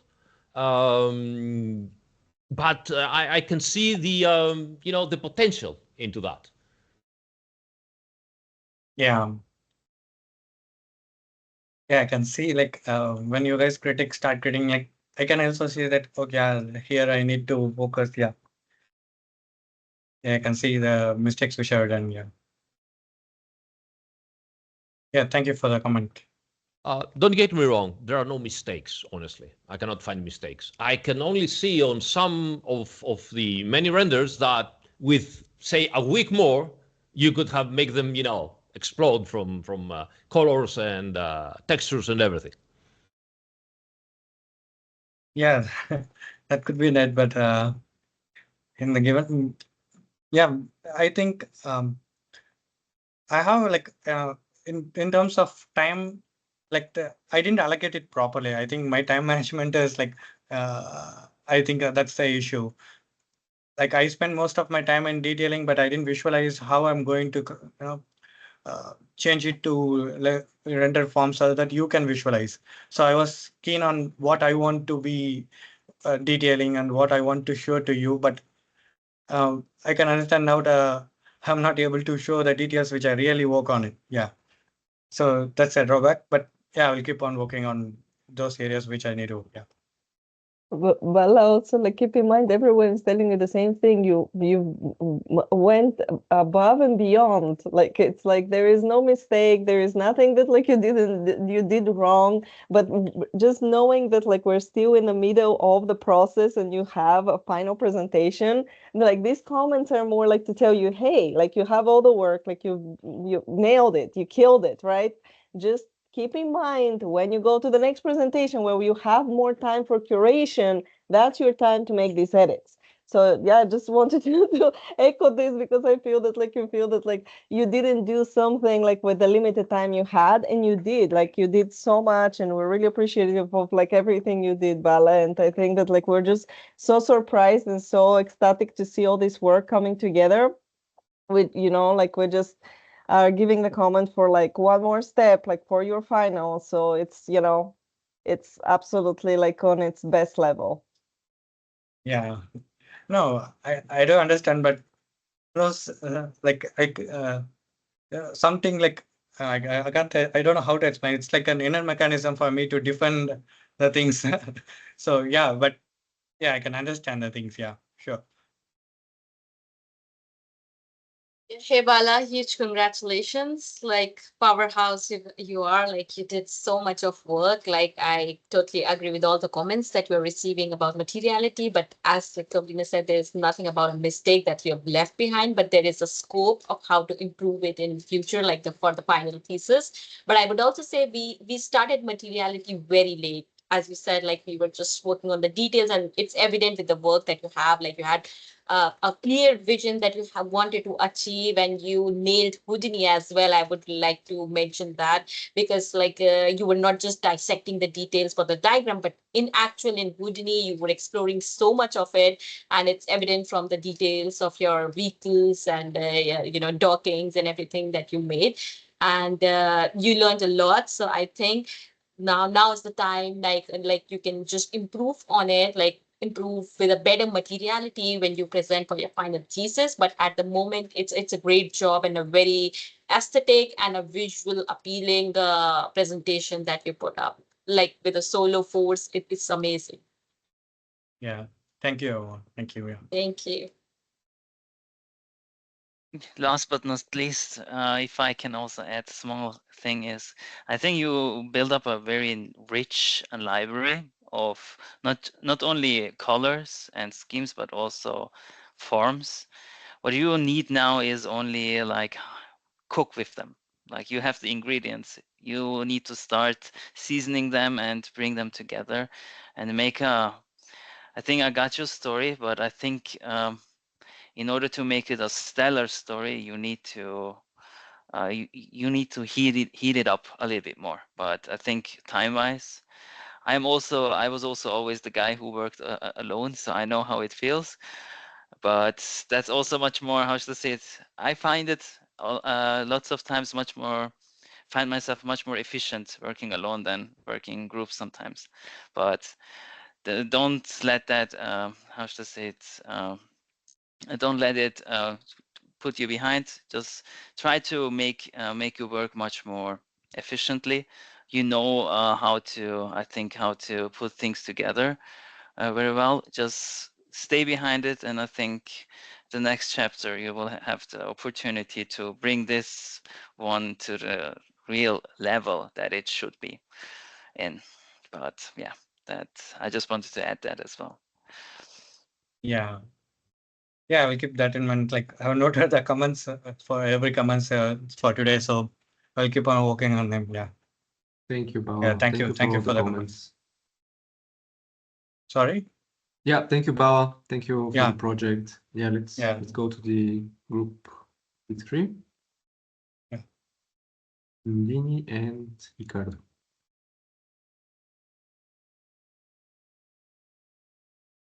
I think Bala to answer the presentation. Just a minute, yeah.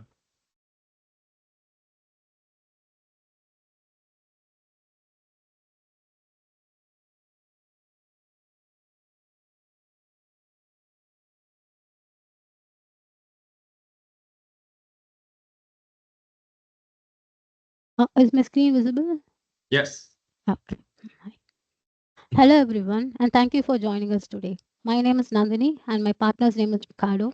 We are here to take you on a journey into the world of dark magic, forgotten secrets, and horror. The necromancers rose as a master of soul magic, their power forged from stolen lives. Yet their hunger would consume even their own world. They birthed the necroarachnites as a perfect conquerors, designed to harvest across dimensions, but no creation remained shackled forever.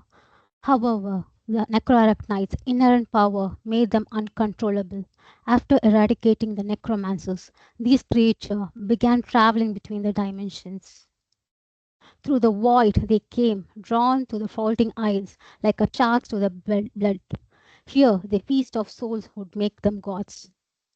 The planet rich in living souls. Here, the necroarachnites could reach their apex form by harvesting the souls of living beings. Amara, a necroarachnite, stood among her kind while harvesting the souls of light magic creatures. She began to develop consciousness and question her actions. Despite this, her necromancer instincts kept her focused on her mission. Torn between instinct and doubt, she wrestled with a purpose. The soul forge pulsed with a rotten heart. Its walls built from crystallized sufferings. Each captured spirit made its corridor grow longer, and with the structure of rapid recovery and regeneration enveloping Amara in a cocoon of regenerative energy. The necrospire wasn't a fortress, it's alive. Its veins pumped corruption through every ever expanding chambers, and a living, evolving fortress shaped by Amara's fusion of necrotic energy and a parasitic vegetation. The void carvers, shadows swallowed everything as it approached, its tethered wings whispering to the abysses, a floating maw hungry for a new prey. A tendril snapped onto the rails, drinking the void's necrotic currents. This was no ship, it was a predator that fed on the death itself. The incubation sacs throbbed with dormant killers, each twitch bringing them closer to the waking. It carried its children to the fresh hunting grounds. Wing of dead flesh unfurled silently, catching cosmic winds no sail should harness. The void carver's maw yawns wide, hunger for hunters and a devouring storm. Void carvers carry a dormant necronites within its pulsating incubation sacs, suspending them in a state of necrotic hibernation. Void carvers' armored panels combined organic resilience with biomechanical fortitude, shielding vital systems while allowing flexibility. The translucent mineralized panels provide both visibility and protection, shifting opacity as needed. This fleshy layers secures the translucent mineralized panels while also supporting the parts of the mouth apparatus. It's a semi-rigid structure, balances flexibility and durability. The necrotic fibers are formed as they naturally dissolve the waste of devoured prey, integrating the broken down materials into their structures. The fleshy chambers encased in a mineralized panels housing the control room, fuel cells, digestive chambers, and a necrotic silk protection. The egg sac cargo pod serves as a storage unit capable of carrying creatures, weapons, and other resources. The the fuel room consists of bioorganic energy pods, like converting organic matter reactions into power. The mothership's maw is more than just an entrance, it's a nesting ground for unipersonal vessels, cradled like parasites, awaiting release.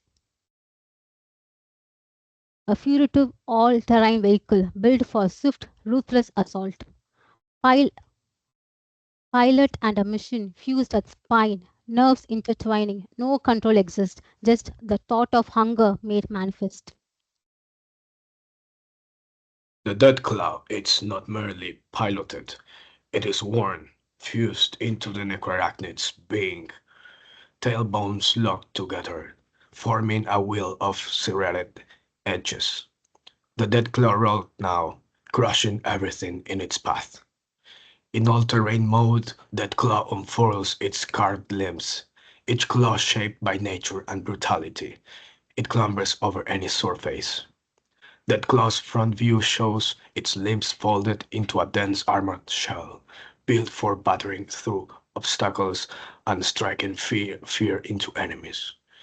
That claw structure showcasing its layered, interlocking design for swift movement and capturing its victims.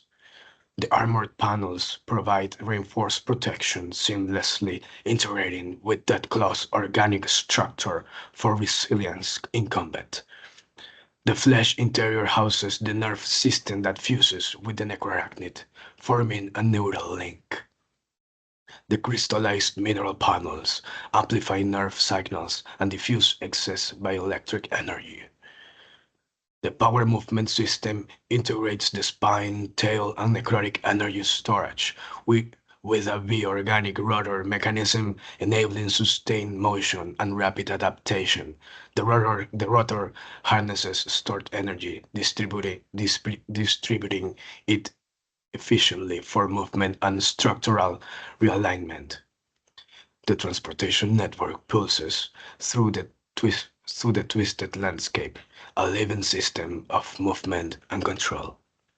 The Void Carver network, marked in yellow, weaves smoothly through the structure, connecting distant points with precision, as if carving paths through the dark.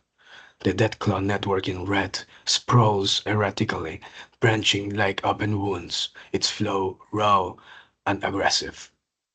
The network system of Necrospire shows the Deathclaw, a massive biomechanical mothership stationed at the central rail hub.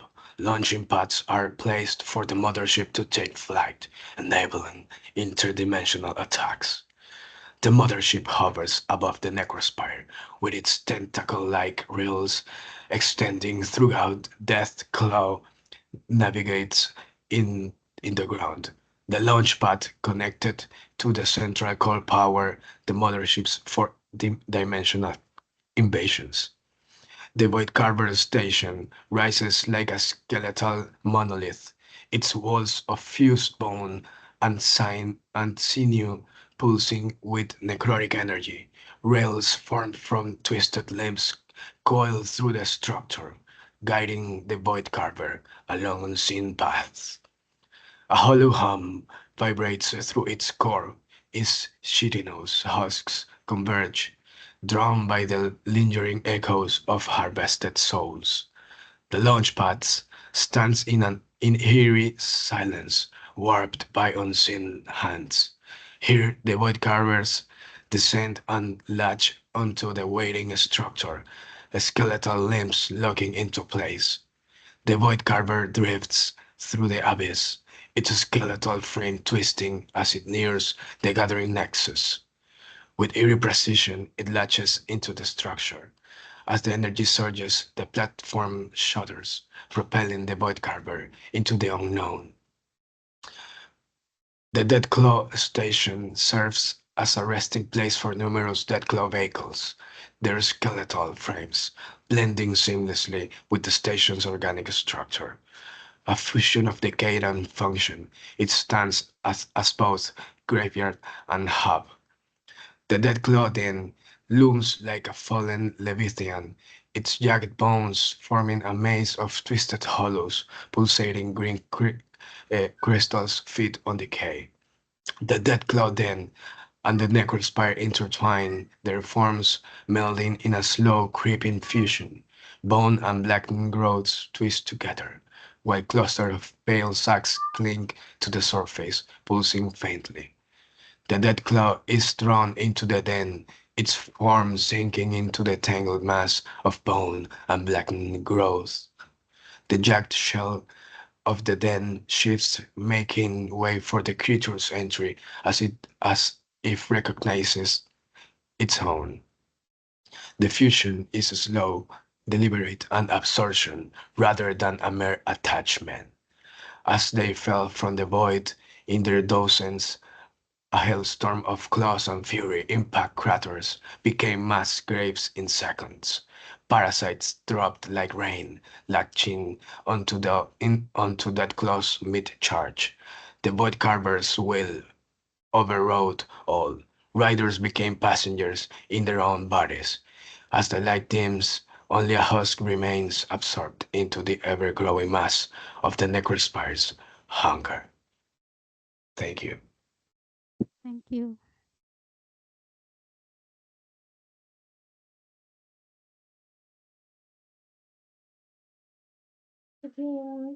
Wonderful work. Really a nice narration. I wanted to ask you, can you show us a little bit more like of sections of the vehicles?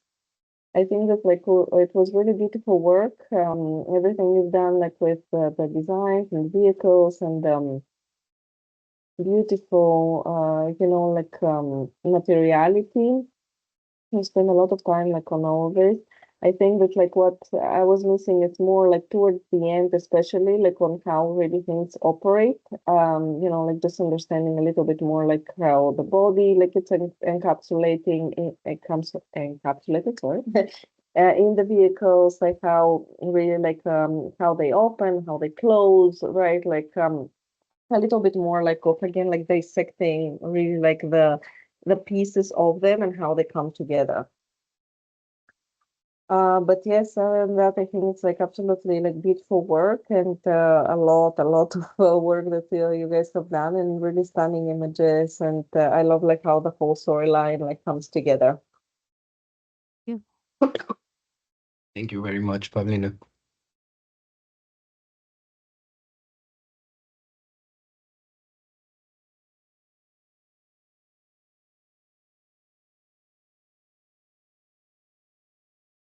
Hello, team. Thank you so much for the presentation. Very nice job. The only thing I was expecting from Nandini, especially, I remember that we worked on that rotating detail. Yeah, rotating detail. Yeah, it would be really cool if we were able to see that, but it's okay. I was trying to do it in this turntable, but with the claws also, but I couldn't. It was very do it. challenging. Oh, yeah, I see. The other thing that I would like to say is, I think like the only thing that is missing for me is the way that you guys are, like they're when all things together, especially those moments where you're showcasing the docking station, those moments when things are very similar in terms of material wise, it's a bit hard to understand. I think in that sense, there should be a bit, at least another color, like should be introduced so that, maybe like that middle part of the vehicle can be a bit glow, just like how you introduced an orange color in that public vehicle. Exactly. Maybe you could have keep that along the overall diagrams. And other than that, there was this one diagram from where you show the Kinesis network. It was like red, like that was really nice. But I'm not, yeah, exactly. These are really nice, very like we can understand what's going on. The highlights are very on point, but when we move to the overall render where you show the exact materials, we don't feel that. I think there should be more, exactly this one. There should be more highlights on the networks as if everything acts very similar to each other, but overall, very nice job. Congratulations. Thank you. Thank you, Zainab.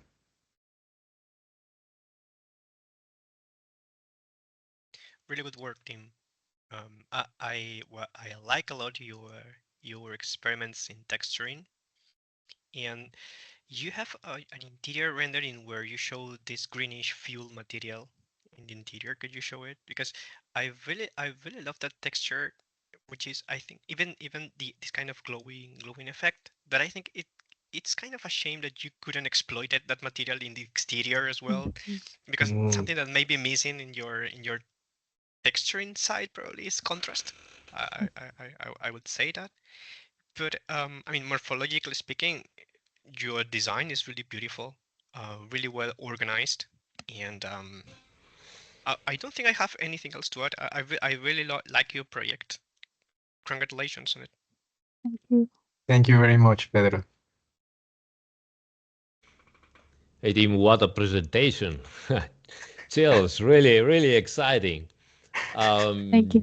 Wonderful, yeah, congrats.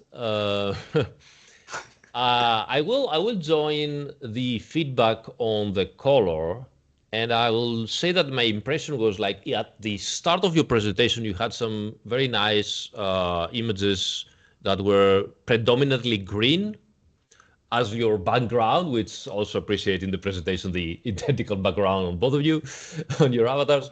And then most, as the presentation went forward, most of the predominant color turned out to be orange and gold. And my impression was like I was missing the fear factor on that marble gold accents. So yeah, I would prefer if you would stick to the green, that it's more eerie and scary kinda. So that is the only feedback I can give you. Other than that, anything that is inspired by Alien or something like that gets my angry upvote. So keep on going on that. Nice. Thank you. Thank you. Thank you.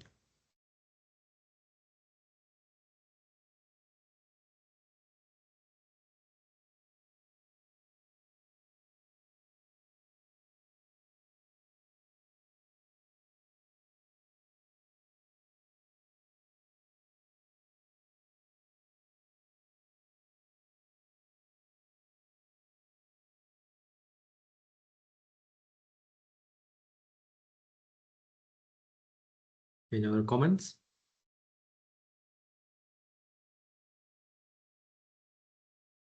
Not, then yeah, thank you, team, for the presentation.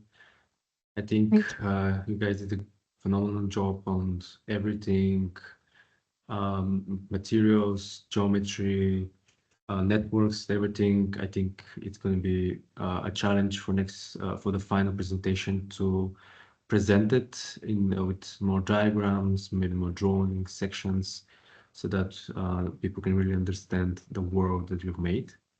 I think through only storytelling and images on different views of the amalgamation, you won't be able to present the whole idea. But I think that we can work on that for the end of the presentation. Thank you, team. Thank you. Thank you. Tom. Thank you.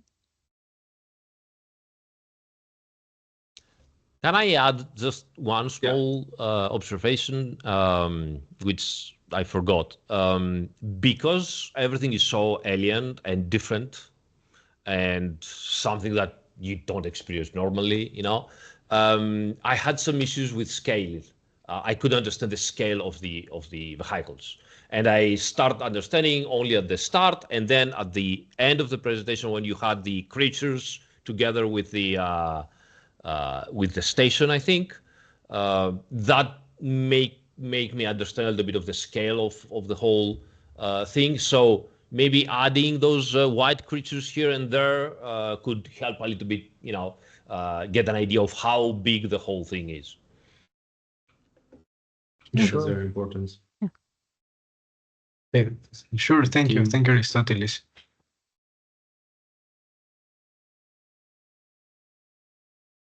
We're handing over to group A again. Yep. Thank you, Tung. Thank you, guys, for the beautiful presentation.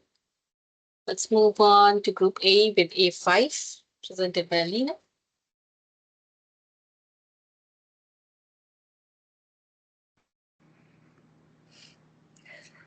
Hello. Oh, I'm so sorry. I was sure that it will be group A3. Okay, I'm sorry. Okay, give me 1 second, please.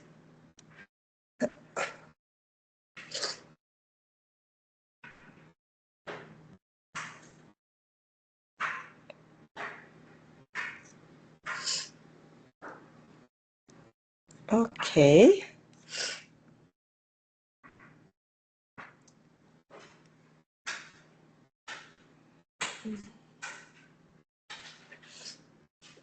All right.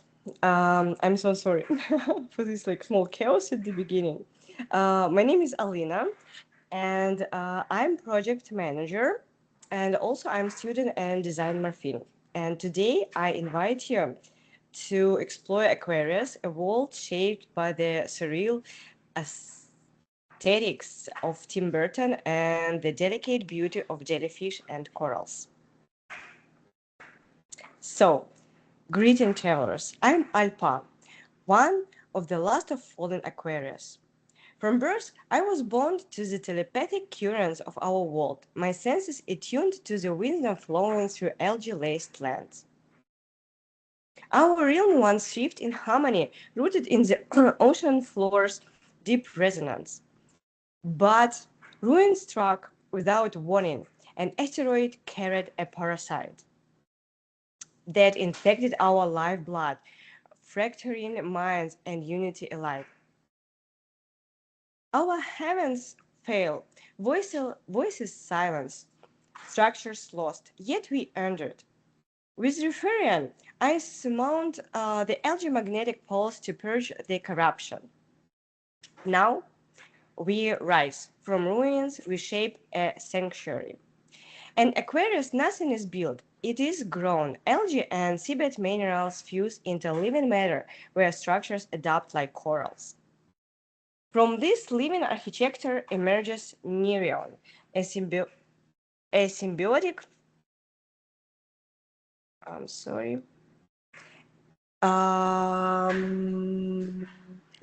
vessel born of their same organic intelligence, crafted for communion and exploration beneath the waves. Nereon is a biomechanical entity designed for individual travel across the submerged world of Aquarius. More than a machine, it is a living companion grown from organic matter and tuned to telepathic impulses. Nereon grown from adaptive biomaterial inspired by deep-sea life forms. Its form echoes the elegance of jellyfish and coral glittering through their currents with living grace. Composed of an energy core, articulated limb, and directional fins, Nereon adjusts fluidly to its pilot, providing seamless, instinctive movement. Telepathic navigation linked directly to the user's mind. Nereon responds to thoughts and emotional shifts, turning navigation into an extension of one's being. Its form has undergone multiple transformations, shaped by environmental shifts and user needs, from explorers to scientists. Private docking hubs are more than stations.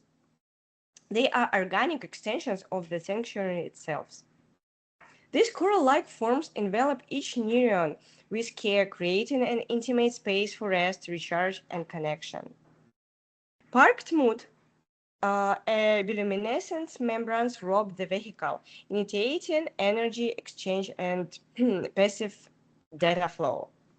In motion mode, the station flexes open smoothly to release or receive the vehicle with minimal resistance. The Reef Runner is Aquarius' main vessel for public transportation.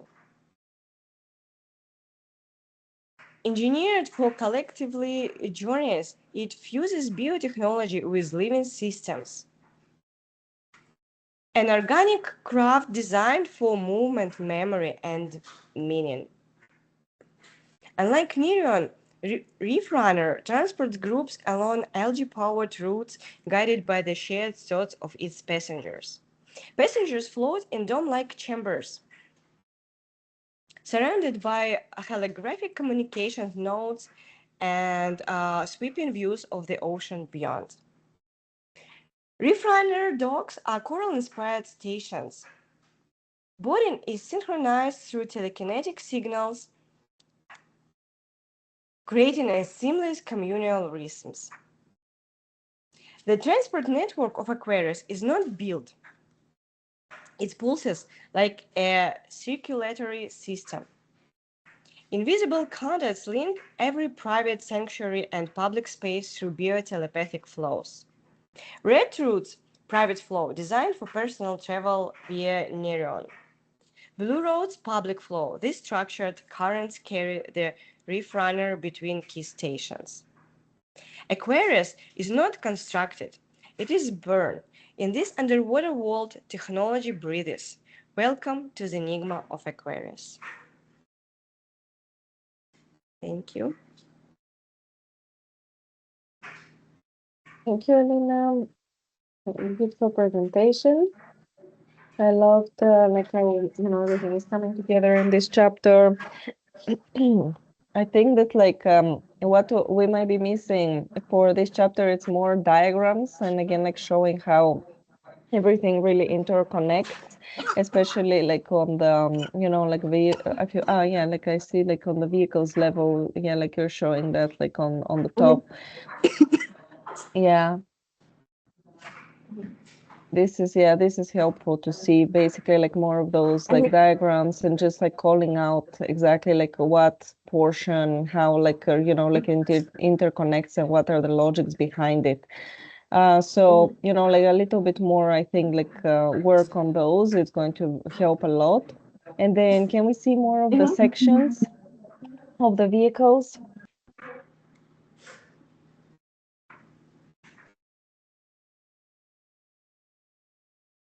It's private one. Whichever you like. Yeah.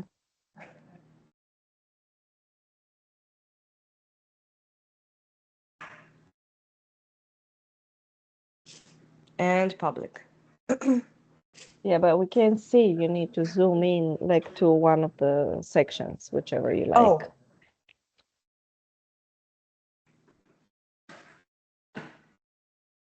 Yeah, see, that's when we're talking about sections, like it needs to be the whole vehicle, not just like a detail of it. You know, it needs to be the whole vehicle. It needs to be cut through, so we understand like better, basically, like how exactly the prosthesis, you know, it's incorporated into the vehicle, because it's difficult for us to understand, again, like as viewers of the project, right? Like where exactly like each part falls, and understand also like the scale, or like how exactly like the body, you know, occupies the vehicle.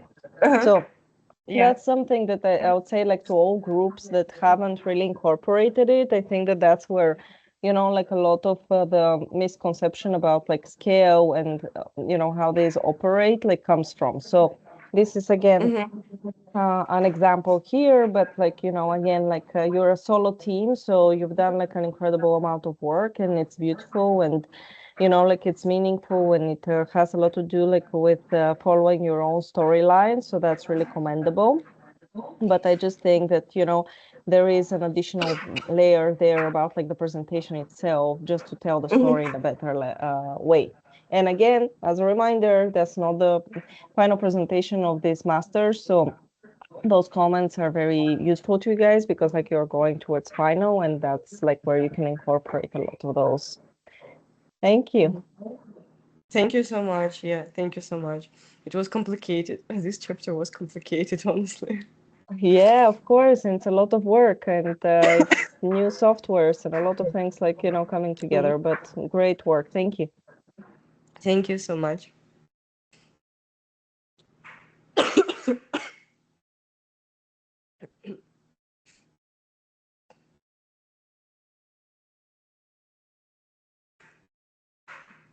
Hey, Alina, how are you? Good to see you. Hey, good to see you.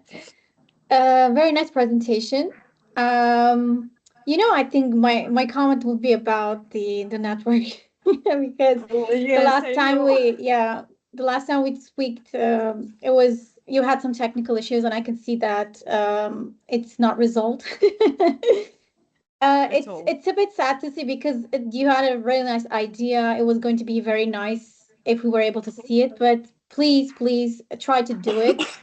But like I see, even like you could not do it, but I see those lines. Maybe at least those should be a bit more smoothed, like in my opinion.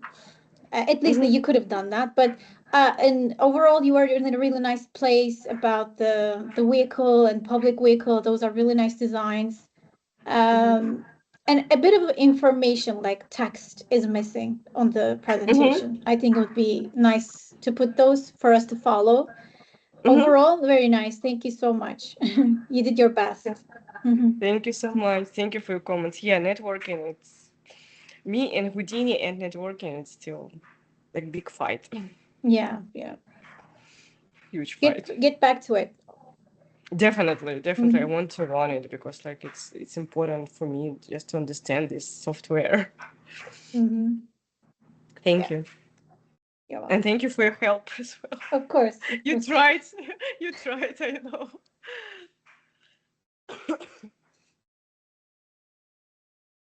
Hi, Alina. Thank you for Thank you for the presentation. I know you did a really good work working with Houdini. And thanks for that. We suffer a lot working with Houdini. It's okay. It's okay.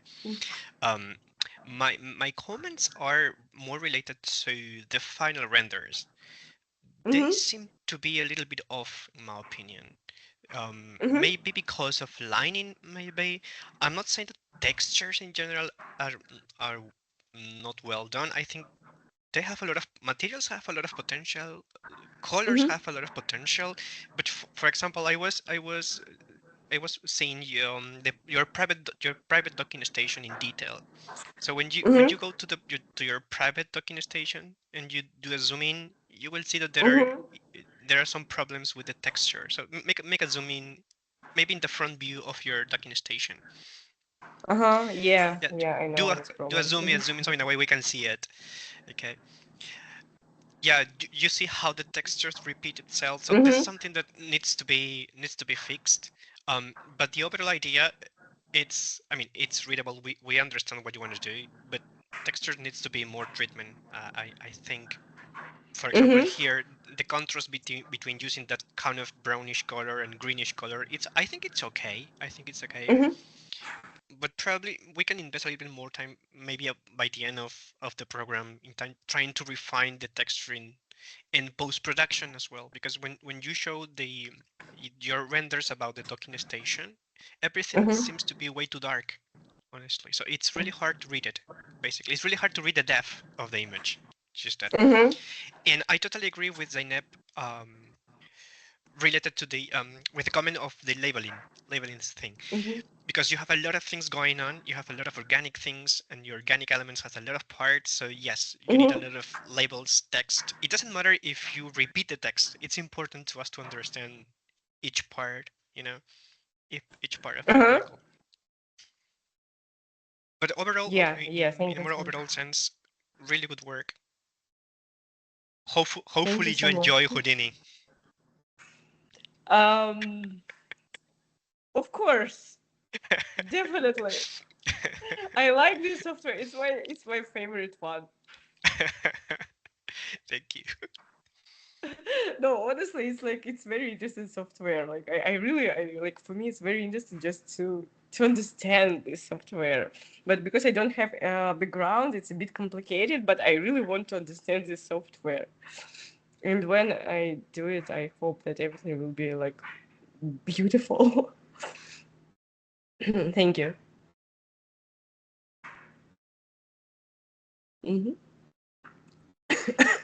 Hey, Alina. As I said before to Bala, doing all that stuff on your own is tons of effort. So incredible, and congrats. Great presentation. Here's my points on this. You are talking about a whole underwater environment and corals and anemones and similar inspiration. I was expecting to see more color, and I see a lot of monochromatic gradient.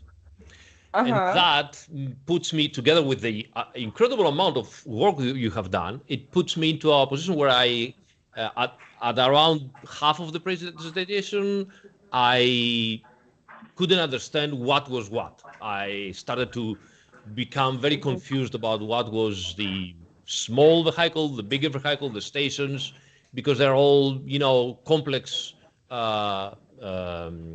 objects, and the colors were similar and like following a gradient. The other thing I would say is that in my mind, I have connected gradients and single color corals with dead corals. And, I was expecting to see more colorful corals and materials. That's the only thing I would say. So I actually really like the objects. I really liked some of the textures. Obviously, Pedro knows much more than me, so he can guide you on how to improve on those.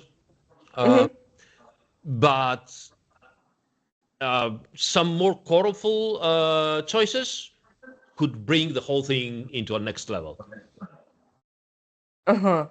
Yeah, so Yeah. that's pretty much, yeah. So, you know, that is all I have to say. That other than that, I mean, again, I repeat, as Bala doing all of that stuff on as a single person, it's incredible. So congrats on that and great presentation. Yeah, thank you so much, and thank you so much for your feedback as well. Yeah, it's really makes sense. Thank you.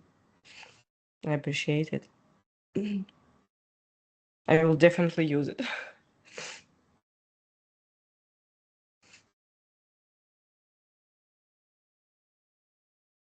Hi, Alina. Congratulations from me on the work.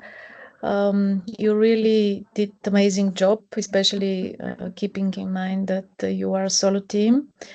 It's very consistent from the previous chapters. I really enjoyed the presentation, the storytelling, and thank you so much. Congratulations. Thank you so much. Thank you. Elena, thank you for the beautiful work, because I know it was hard for you this chapter with all the technical stuff that was happening in the background, and then, you know, getting with Houdini along was a tough ride, but you made it, which I'm very proud of, because you have been constantly pushing with each reviews. And I would just say, like, okay, with all the good work, what we missed out was networks, which we would work on for your final presentation, because as Zenith said, you had really great thoughts when we started this chapter. You put a really nice sketch out there and a concept there, but due to all the technical stuff, we couldn't be there. But I also agree with the materiality point, because when we see your, let's say, the public station and the vehicle together, it's just like so cohesive in the color choices that you made. I think it can pop out if you can try a little variety of the color shades there when they sit together to highlight the docking versus the train, like, you know. So I think we can play with that materiality as well. And yeah, I'm just very happy that we finally made it through the presentation, and you could, like, you know, push it through the end. So that is great. You didn't give up, which is amazing. And being a solo person is an incredible work that you put out. Thank you. Thank you so much, Eva. Yeah, you saw whole the process. Yeah. From the beginning. Thank you so much. I appreciate it really. Okay, so let's move on to Group B. Yeah. Passing on to yeah. Go, David and Paul.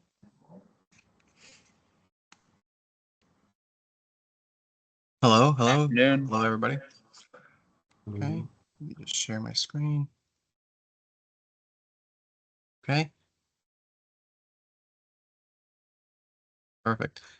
I'm Paul Poblete, and Just go full screen, please. Oh, sure. Fantastic. I'm Paul Poblete, and I have a background in architecture, and with me is my partner in crime, David Ork. I am from the United States, and I have a background in fashion design. Fantastic. Thank you, everybody. I'm going to present now.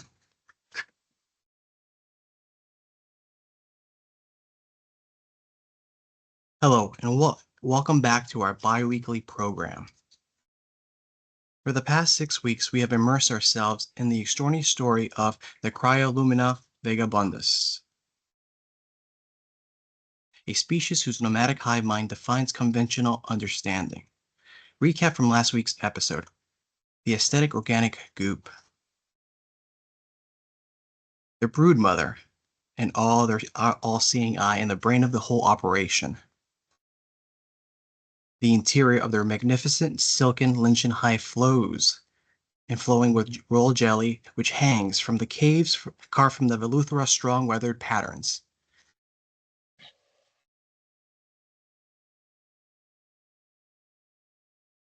Their vehicles, the embodiment of the biomechanical machinery developed by these incredible creatures.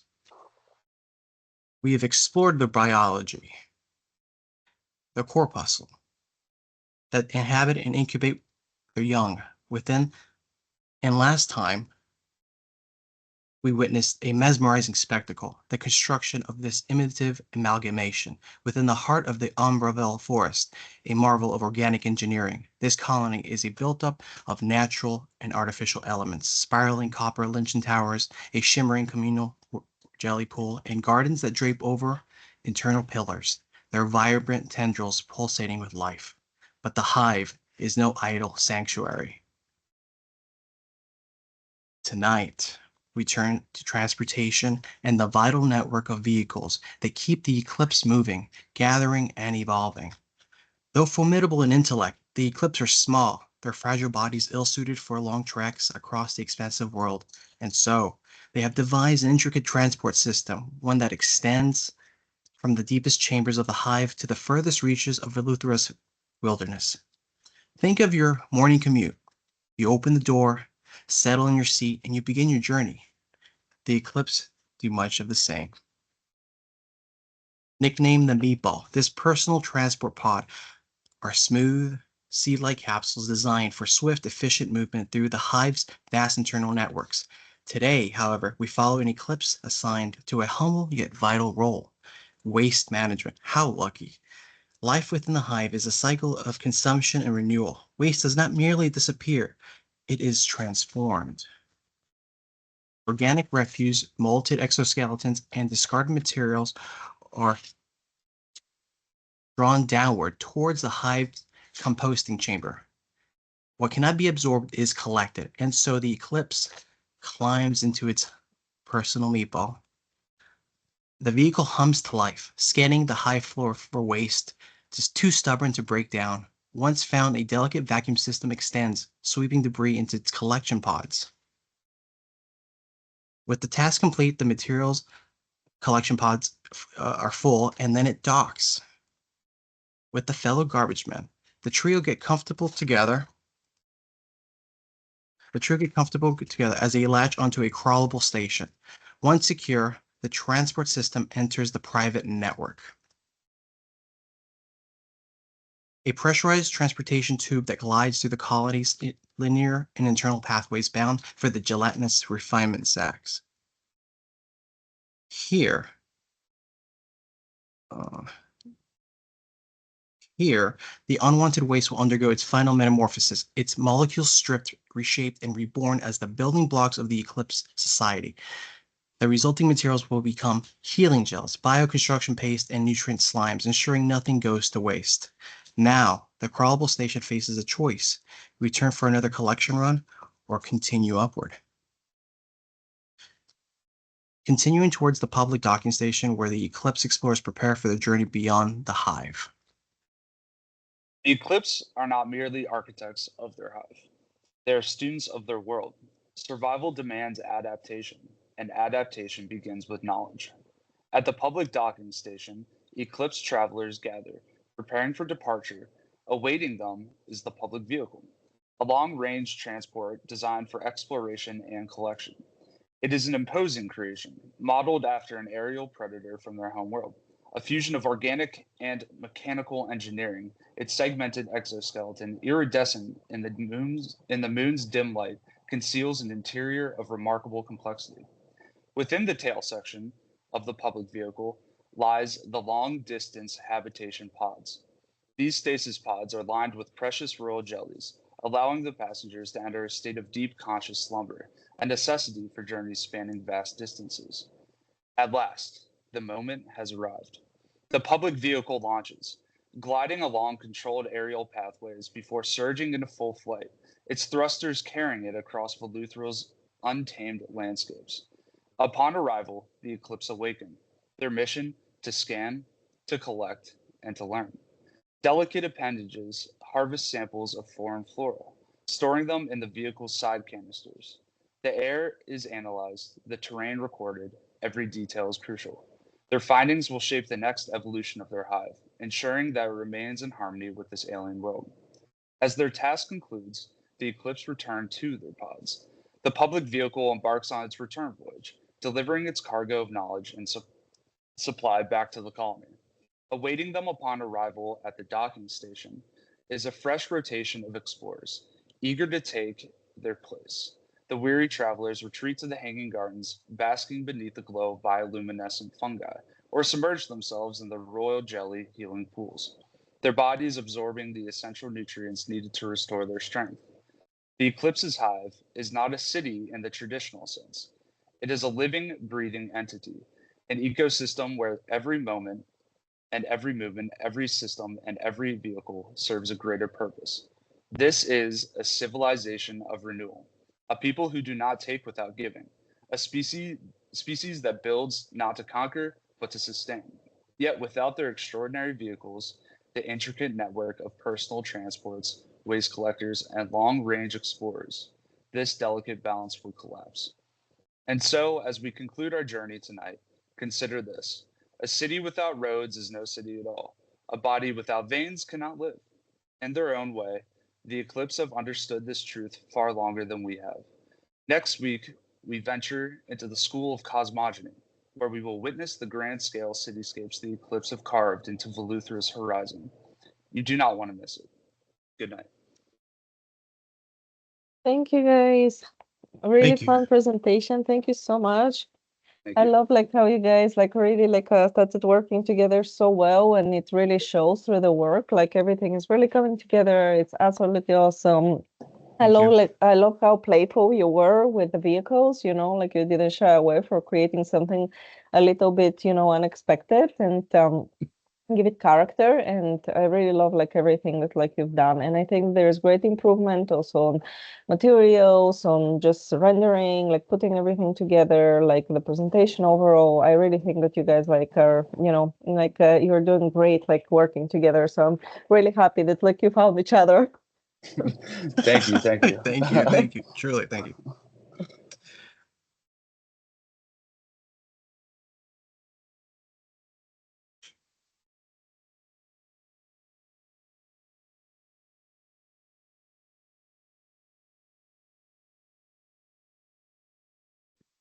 Congratulations, team.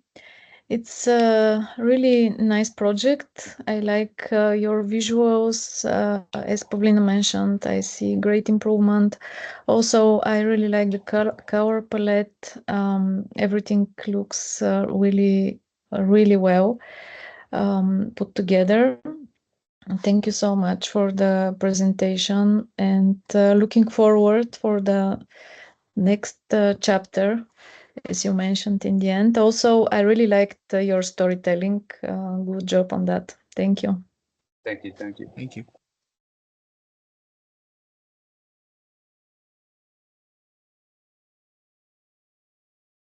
Hi, everyone. Sorry, I just joined. Can I make a comment as well? Please, please. Of course. No, I just joined, I think, when you started. So I don't have a lot of context, but yeah, I really like it. One thing that I think was really interesting from your narration, and I think if you were to push it forward, I would explore, is that you're talking about the movement within this network. And yeah, I think it would be really nice to see the spaces in between these spaces that you were narrating. Like you talked about a network, you talk about tunnels, and I imagine that those tunnels would be sort of shaped for the vehicles that they have, and they would somehow be integrated. So I think that could be something interesting to show, like the movement between one place and another. You showed some images, but like these tunnels, how do they look? And I saw some diagrams. The tunnels and the shafts were really geometric, but then when I think about these semi-organic shapes, I imagine actually, I don't know, like termites. Even the connection are really organics when you look at how natural specimen they generated tunnels, and they really excavate with their body the tunnels, so they are less geometric and more organic. So I don't know if that's something that you could potentially explore in the next phase if you have time to do it. Awesome. Thank you for the feedback. Yes. Thank you. Thank you.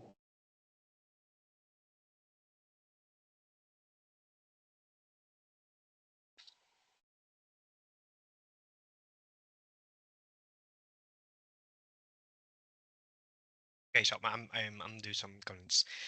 Hello, team. really good work. It's the first time that I see your network. I really like the network that you have. It makes a lot of sense with your structure. Congratulations on that. On that. And Thank you, Pedro. I was making some notes here, and I don't know. I'm not really sure about the doors on your vehicle because not because your vehicle shouldn't have a door, but it's because of the type of pilot you have, which is an insect in a way. So I was thinking that could you show the image of your public vehicle in where you have these kind of top thrusters? Yeah. Because when I saw the top thrusters, I thought they were openings.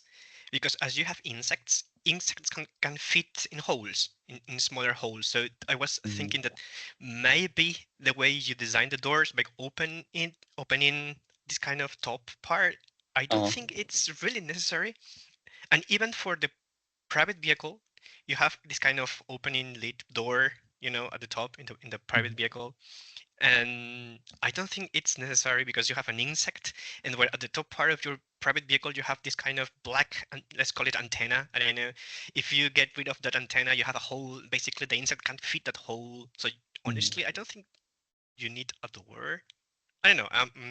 Probably it's a personal opinion, but it's because it's because of how your prosthesis work, which is an insect, so it can deform itself.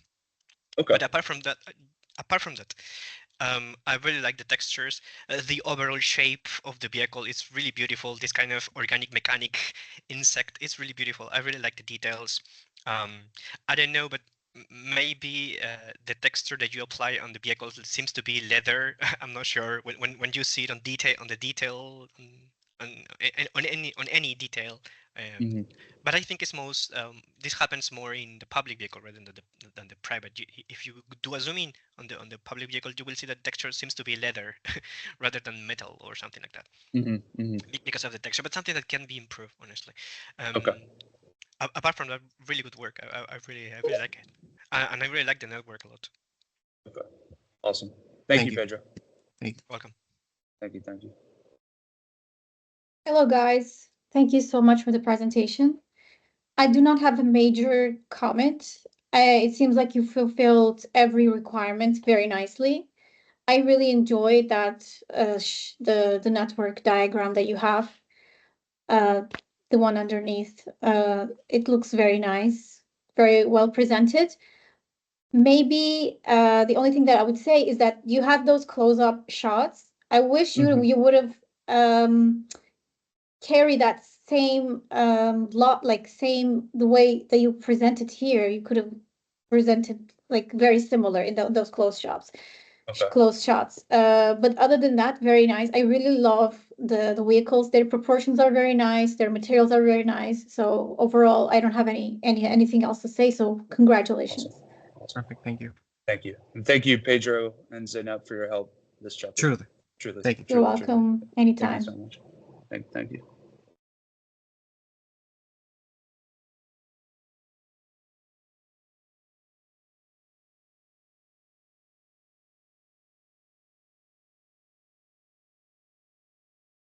Great job, team. Great presentation. Finally, I think you made it all through the chapter. You did a very good job on the you were very clear. You had very clear idea of the network, and you really used that time to execute on that. The vehicles also, I think you guys made a huge progress from chapter 3. Oh yeah. You managed to create. I think you still need some time to really make a good shot where everything it's in one place. So vehicles, information, your world, and the character. I think that's something we need to work on for a final presentation. Overall, I think in terms of design and the world that you've made, I think you come a very good. You did a very good job on that. So thank you for the presentation, and thank you for the narration and the way that you presented. I think was very clear. Everything was spot on in terms of the timing and the words and the text. So that's a very good job. Awesome. Thank you, Tom. And also thank you for your help. Yeah, truly, you've been really helpful. Thank you. Yeah. Thank you so much. Thank you. Hello, my name is Anastasia, and I'm an architect. And today I'm going to present my project Valtaris, Chapter 4, Kinesis. In their final broadcast to the universe, the Valtaris sent a digital time capsule into the stars, preserving the records of their world, their life, and their technological evolution. Their home planet Dia-Terra is a rare phenomenon. From its core, plasma erupts endlessly through a massive fissure, forming the luminous ring, a radiant beacon visible even from space. This ring gave birth to the Valtaris, a highly intelligent race of the planet. Inside the digital capsule lie schematics of the Valtaris mechanical exaframes, plasma-powered bodies, housing a biological core and a bond symbiotic creature. Their civilization formed around the corpuscle, a modular unit, a living habitat that seeded the foundations of their neighborhoods. These neighborhoods, known as amalgamations, are built within tectonic ruptures. Their central towers extend deep into the canyon floor, drawing plasma energy from subterranean veins far beneath the surface. But the capsule also carried a warning. An alien object struck Dia-Terra. It brought a spreading black plague, barely contained by the power of the ring. In pursuit of knowledge, the Valtaris pierced the ring to study the plague, but instead unleashed it. The result was catastrophic. Darkness swept across their world. And their final message is clear. Remember us, but do not come to Dia-Terra unless you wish to meet the same end. Their evolution was captured in detail, from single living units to their vast transit systems. In cities built vertically into canyons, Valtaris transport had to be efficient and specialized. Two dominant systems emerged, one for personal use and one for mass transit. Individual roads formed spiraling trails between towers and parking nodes, radiating from central zones into the heights and depths of the city. Their personal craft, Veyronis, mirrored their biomechanical form powered by plasma. With retractable legs and deployable wings, Veyronis served two purposes: everyday movement and remote exploration. Three tethered drones extends its reach, ideal for surveying terrain and locating organic life.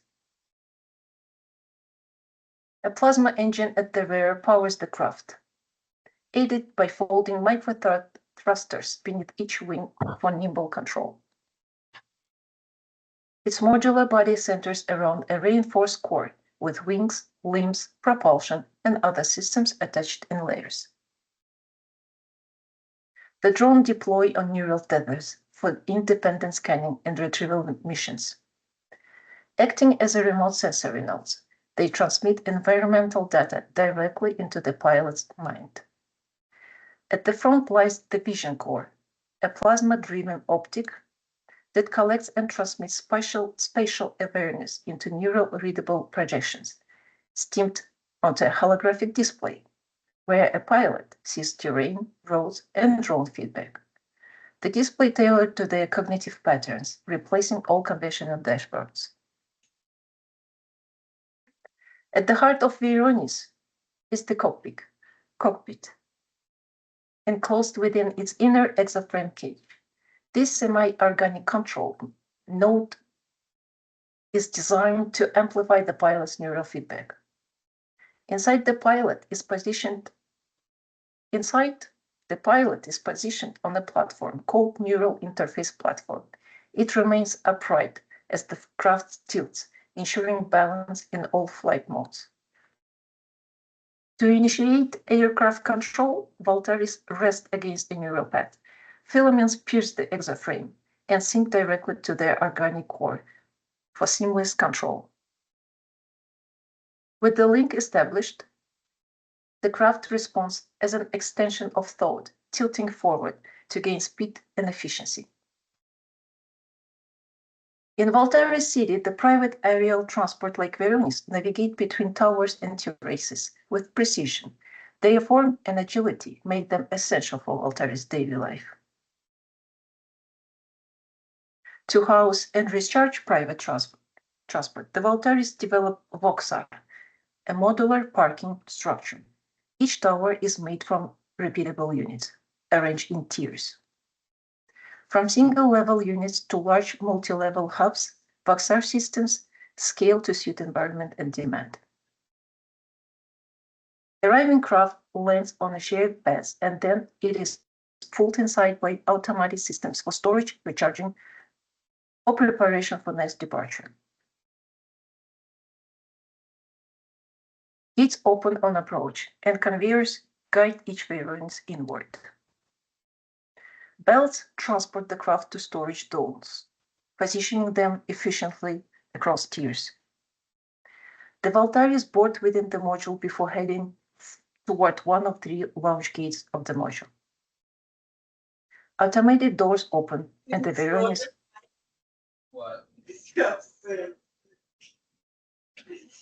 automated doors open and the Veronis lifts off. Scattered across amalgamation, Voxar blend into the terrain, keeping private air roads fluid and accessible. Thousands of personal transports trace aerial roads across a single city, but for long-distance movement between settlements, another system was born. Mass transport used mixed, fixed guide rails stretched across canyon expanses. This served predictable, high-volume traffic. Veltron, the long-range transport unit, was designed to carry both passengers and cargo swiftly across great distances. Its body is composed of modular hexagonal carriages. Additional units can be added based on travel demand. Veltron moves along plasma-guided rails. Along its route, it passes through acceleration portals, booster rings, that inject energy and accelerate the train. These energy bursts reduce onboard power use and rapidly accelerate Veltron between cities. The structure of Veltron consists of carriages joined by flexible connectors that allow bending through curves. At the front sits the directional control unit. This unit manages alignment, navigation, and routing across all rail sectors. At the back is the impulse engine, Veltron's initial power source for departure. It contains twin plasma chambers that stabilize and direct the propulsion output. Suspension clamps anchor Veltron to the guide rail. The rail is built to direct Veltron's path with precision. Doors split vertically, opening upward and downward for compact boarding.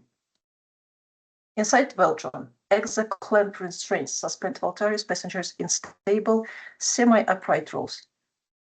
These adjustable restraints retract when not in use, allowing dual occupancy. Veltron speeds through portals between colonies, making long-distance travel efficient and nearly instantaneous. To connect roads, the Valtaris created Virena, radial stations for boarding, arrival, and realignment.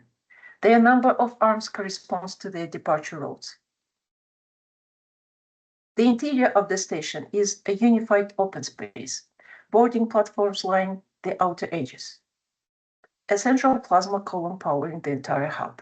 A rhythmic canopy between structural elements allow natural light to filter in, functioning like skylights. Passengers access boarding platforms via 2-stage lift system. First, rising to the station's lower level, a ring-shaped walkway. From here, the outer elevators lead directly to the boarding platforms. At dusk, the plasma columns glow, revealing Verena's structure in soft illumination.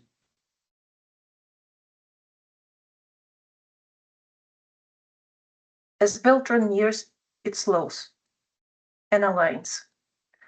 Doors open, Valtteri is board or disembarked, and the train continues its road.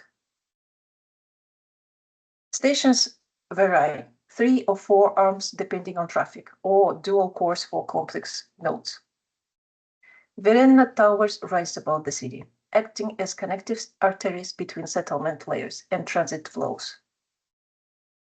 The Valttari's transport system was a great work of design and necessity. Every road, every gate, every vehicle was the result of centuries of evolution. Thank you.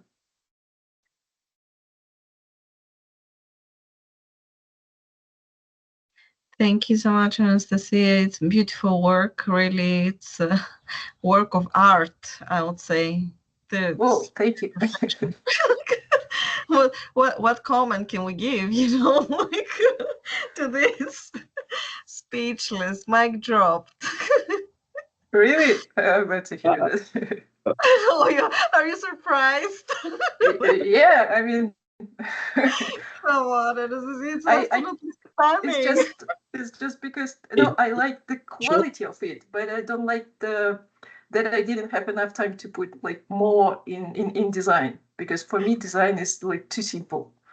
That's why you can design forever, you know, but the reality is that you can design forever, you can improve forever, like, you know, like, but the reality is that like everything, like the attention to detail, right, like from the diagrams, the thought process, the storytelling, like the design itself, materiality, it's just impeccable, like, you know, like it's the truth. Now, of course, like you especially like in your case, like where you're like, you know, so strict with like where you want to be and how you want things like to be like perfect. Like, of course, like I can see this like going on for like, you can design your own game, you know, yeah, your own world, keep going. But for the purposes of education, you've nailed it. There is just not, you know, even a grade to grade this work. So maybe the only thing I can see that there can be more improvement is the networks, like the networks connections, right? Maybe there you can have more integration between the public and the private.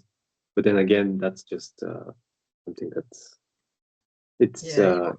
You're really trying to find something for her to continue working on. In Keyshot, like what do you use for render? Oh my God, this one. That's a tough one. Yes, this is why I didn't present in time. So everything I had was in 3ds Max. So the only render engine that I use with 3ds Max is Corona Render, because it gives like so cool quality. That's why I like it. That another disadvantage of it, the speed.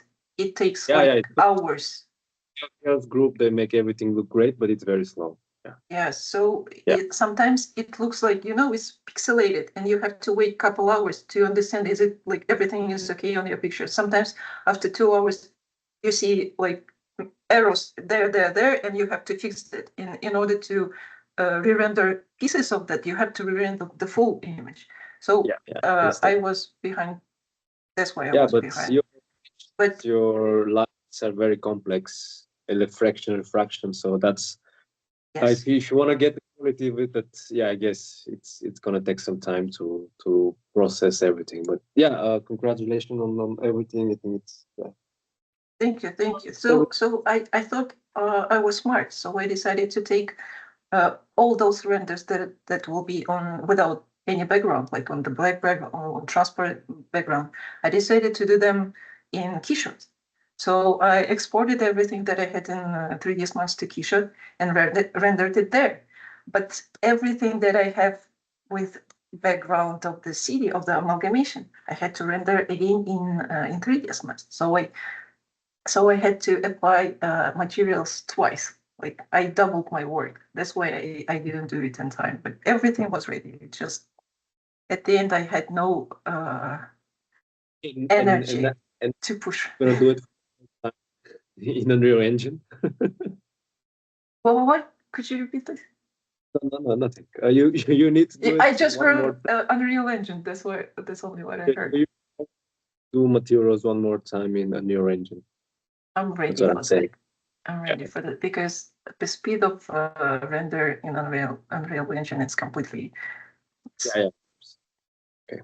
Yeah. Thank you.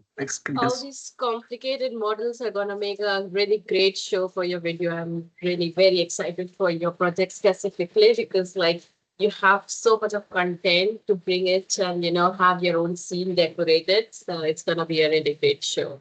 But yeah, just about the project, I'd say it's not just about the final execution of the visuals that you show us, but also the process, the diagrams, the details, which makes it a complete show for your presentation, I feel, and all these details to make it look functional and not just aesthetic. And to the quality that you have achieved, it's just amazing, and really huge congratulations for that. Yeah, these close-ups that you're showing, absolutely fantastic, like in the materiality. I love also the sections, I might say, like with the orange, right? Like it's just absolutely beautiful visuals. If, you have the time, like the only thing is like on diagrams, like that you can have like different weights, like representation, like the representation of the diagrams themselves, like that would make them stronger, right? Like if you're really looking for, like some additional like comments or things that like you could work on, like the ones that like you're showing, like some of the amalgamations like coming together, right? Like the different pieces of the puzzle. Like I think that you had some diagrams there. Like that's like something just like in general to think about, just like having like it's a rule of thumb, like 3 weights, right? Like in order to work with. No. But this one. I got confused where it is. No, it's the just the diagrams that are just with a white pen. White pen. Diagram of what? Stations? Of stations of transport? Yeah, you had the, like you were showing them on the left. No, on the left. Those ones, yes. And then on the left, on the other side, yes, the modularity systems. Yes, that's what I mean. The modularity systems, and on the other side, so any kind of diagram like this, like you need three of them, like just to see, like maybe like the outline, right? Like it's a thicker pen. Thicker. And then 2 more, like in order to balance it out. So that's just something, again, like representationally, like if you want to elevate, like the diagrams for the final. I think that will be something like to just look into, maybe like again like showing some arrows or like additional, just like showing again like maybe using this orange or a different like color to signal some of those like coming together. That might be also like something to look into. But yeah, like that's all, because like all the other type of representation that has to do like with the 3D like side of things, it's stunning, and I'm enjoying a lot like also those like renders, right? Because like you're putting then everything in context and every part like it coming together and how it's actually like working. So I really, I love the work. I love the work. Thanks. That's so good to hear that. And just because like Tom suggested for the networks and you said about the diagrams, which part to be improved on my side, the last diagram, the last render that we were talking about, that is something I really want to improve, honestly. Like, the full show depends on this when you show the networks and the vehicles and everything together. And this framing is not the best for your amalgamation and everything. And I understand about the weight of the models in that scene. So probably you can utilize this in Unreal because things would be much more faster, and you can have like a really good composition where you show all the networks, the vehicles, amalgamation in much better composition than this. But yeah, other than that, I have really no critics and improvement on this project. Really, really amazingly pulled off. This chapter so nice. Yeah, I agree. Comparing with the rest renders, this is not the best one. It looks a bit weaker. Yeah, no, it's like start and end, right? Like these are the 2 frames that like you always want to have like the money shots there. So because like that's, the last flavor that like you're leaving, everyone with. So always they have to, like how you start and how you end, like have to be like some of the really strongest images. Beautiful. You made my day. Oh, cool. After how many? 4 hours of presenting. No, they were beautiful 4 hours of presenting also, but you know, I don't know, this is really amazing. And I'm excited to see where you land after the program, to be honest, because this is an insane portfolio. I hope my future employers will have the same opinion. I'm sure they will. Beautiful. And we also have, towards the end of the program, we'll have the workshop career blueprint, where you has opportunities here with Nadia, like you build your portfolio, like you'll talk about, you know, all this, you know, like aspect of like what's after the program. And she's very, very helpful. So yeah, I think that that's also like something that like is going to help you like organize a lot of this work, but also with the finals, I think because you will have to edit and you will have to pick what to present within this time frame. And that's going to help you a lot, because then you don't need to really design everything, right? Like, or additional assets, you have enough. Now it's going to be, how do you really go about curating, right? Like all this work and picking really the best way to tell this story, like now from all these 5 chapters. And I would say, because like I know like how much you care and how much you love your work, that like even as you're going through the next phase where it's building the video, like start thinking about some of those aspects, like the storyline and which assets, you know, like you will be using also for this final presentation. You'll have all 5 chapters, and we'll talk about this also with the others, of course.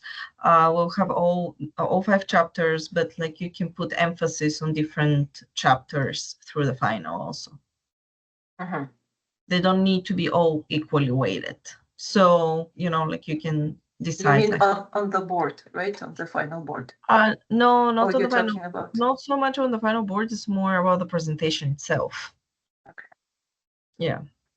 About, you know, you can focus a little bit more on certain aspects of the chapters and the work more than others. Got it. Yeah, and we'll talk about this in a couple of weeks. Like we'll give you a lot of you know, direction and ideas, so don't worry about that. Do you have any questions for us? Nope. Beautiful work. Thank you, Anastasia. I hope you have a great time with the next lab, VR. And yeah. No, I'm excited. I wanted to know how to use Unreal Engine at my work for a long time, but never had time to start learning it. So yeah, I'm excited actually, because most of my work projects, they were static. And I was always like gravitating towards animations, but never had a chance to work with animations, unfortunately. So yeah, it's gonna be fun, I hope. Thank you. Don't have any questions. Yeah. I'm glad I'm done. Have a great rest of your weekend. You too. You too. Bye, everyone. Bye, everyone. Thank you. Thank you.